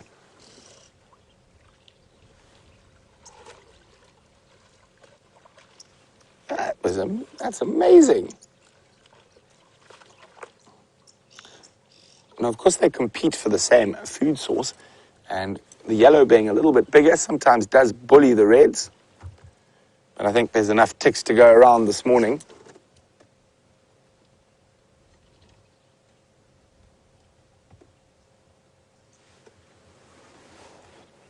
There we go. There's the yellow bull.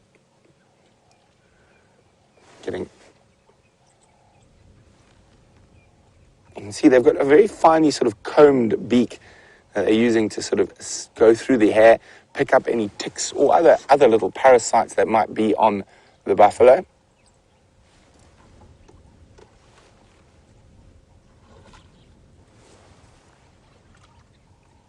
What's that? Oops, sorry. I heard something and I lifted my head to listen.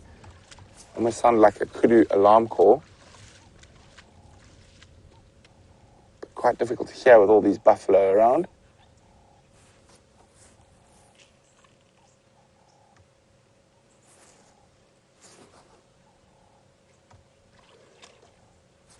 So, isn't this incredible? Both red and yellow-billed oxpecker on the same buffalo.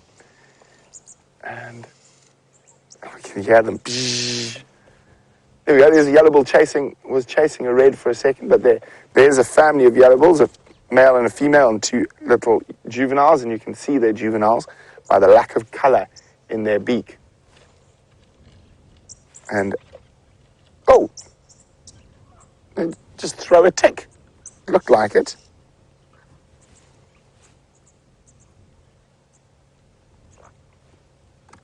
So I'm trying to figure out how many. Now it's quite difficult with the juveniles to tell the difference between yellow-billed and red-billed. So I can see for definite 2 yellow-billed, and there's some red-billed with juveniles. So they might be the red-bill's babies, and then on the other buffalo there's a yellow-bill and babies. You can see all the flies around the buffalo. Oh, just jump to this quickly. Oh, there's a yellow-bill attacking a red-bill. So now that back buffalo there has got both species. And that looks, there's red-bills in the front buffalo. Oh, there's oxpecker wars. Can you hear them all on the one buffalo? Look at that. Yellow-bills, red-bills. I think the red-bills have got the yellow-bills outnumbered. And there you can see that they're physically a bit bigger. Oh, peck the red bull in the face. Lots of complaining going on, noise. This is amazing. And it looks like, oh, incredible. Now, that is definitely not something you get to see every day. Both species of oxpecker on one buffalo. But the last of the herd is disappearing and the stragglers are following. But what a wonderful sunrise safari it's been. And it's been great having you with us. And fortunately, Saturday, Catterday is safe with those 2 different lion sightings this morning. 2 Birmingham males, one with an Nkuhuma lioness. They weren't mating. We could only hear them mate behind us, and 1 male by himself. And, of course, lovely to end off with a nice big herd of buffalo. And Jamie had some elephants. And hopefully all the gremlins have been sorted, and we're going to be looking for those lions on the sunset safari. So don't forget to join us in a few short hours.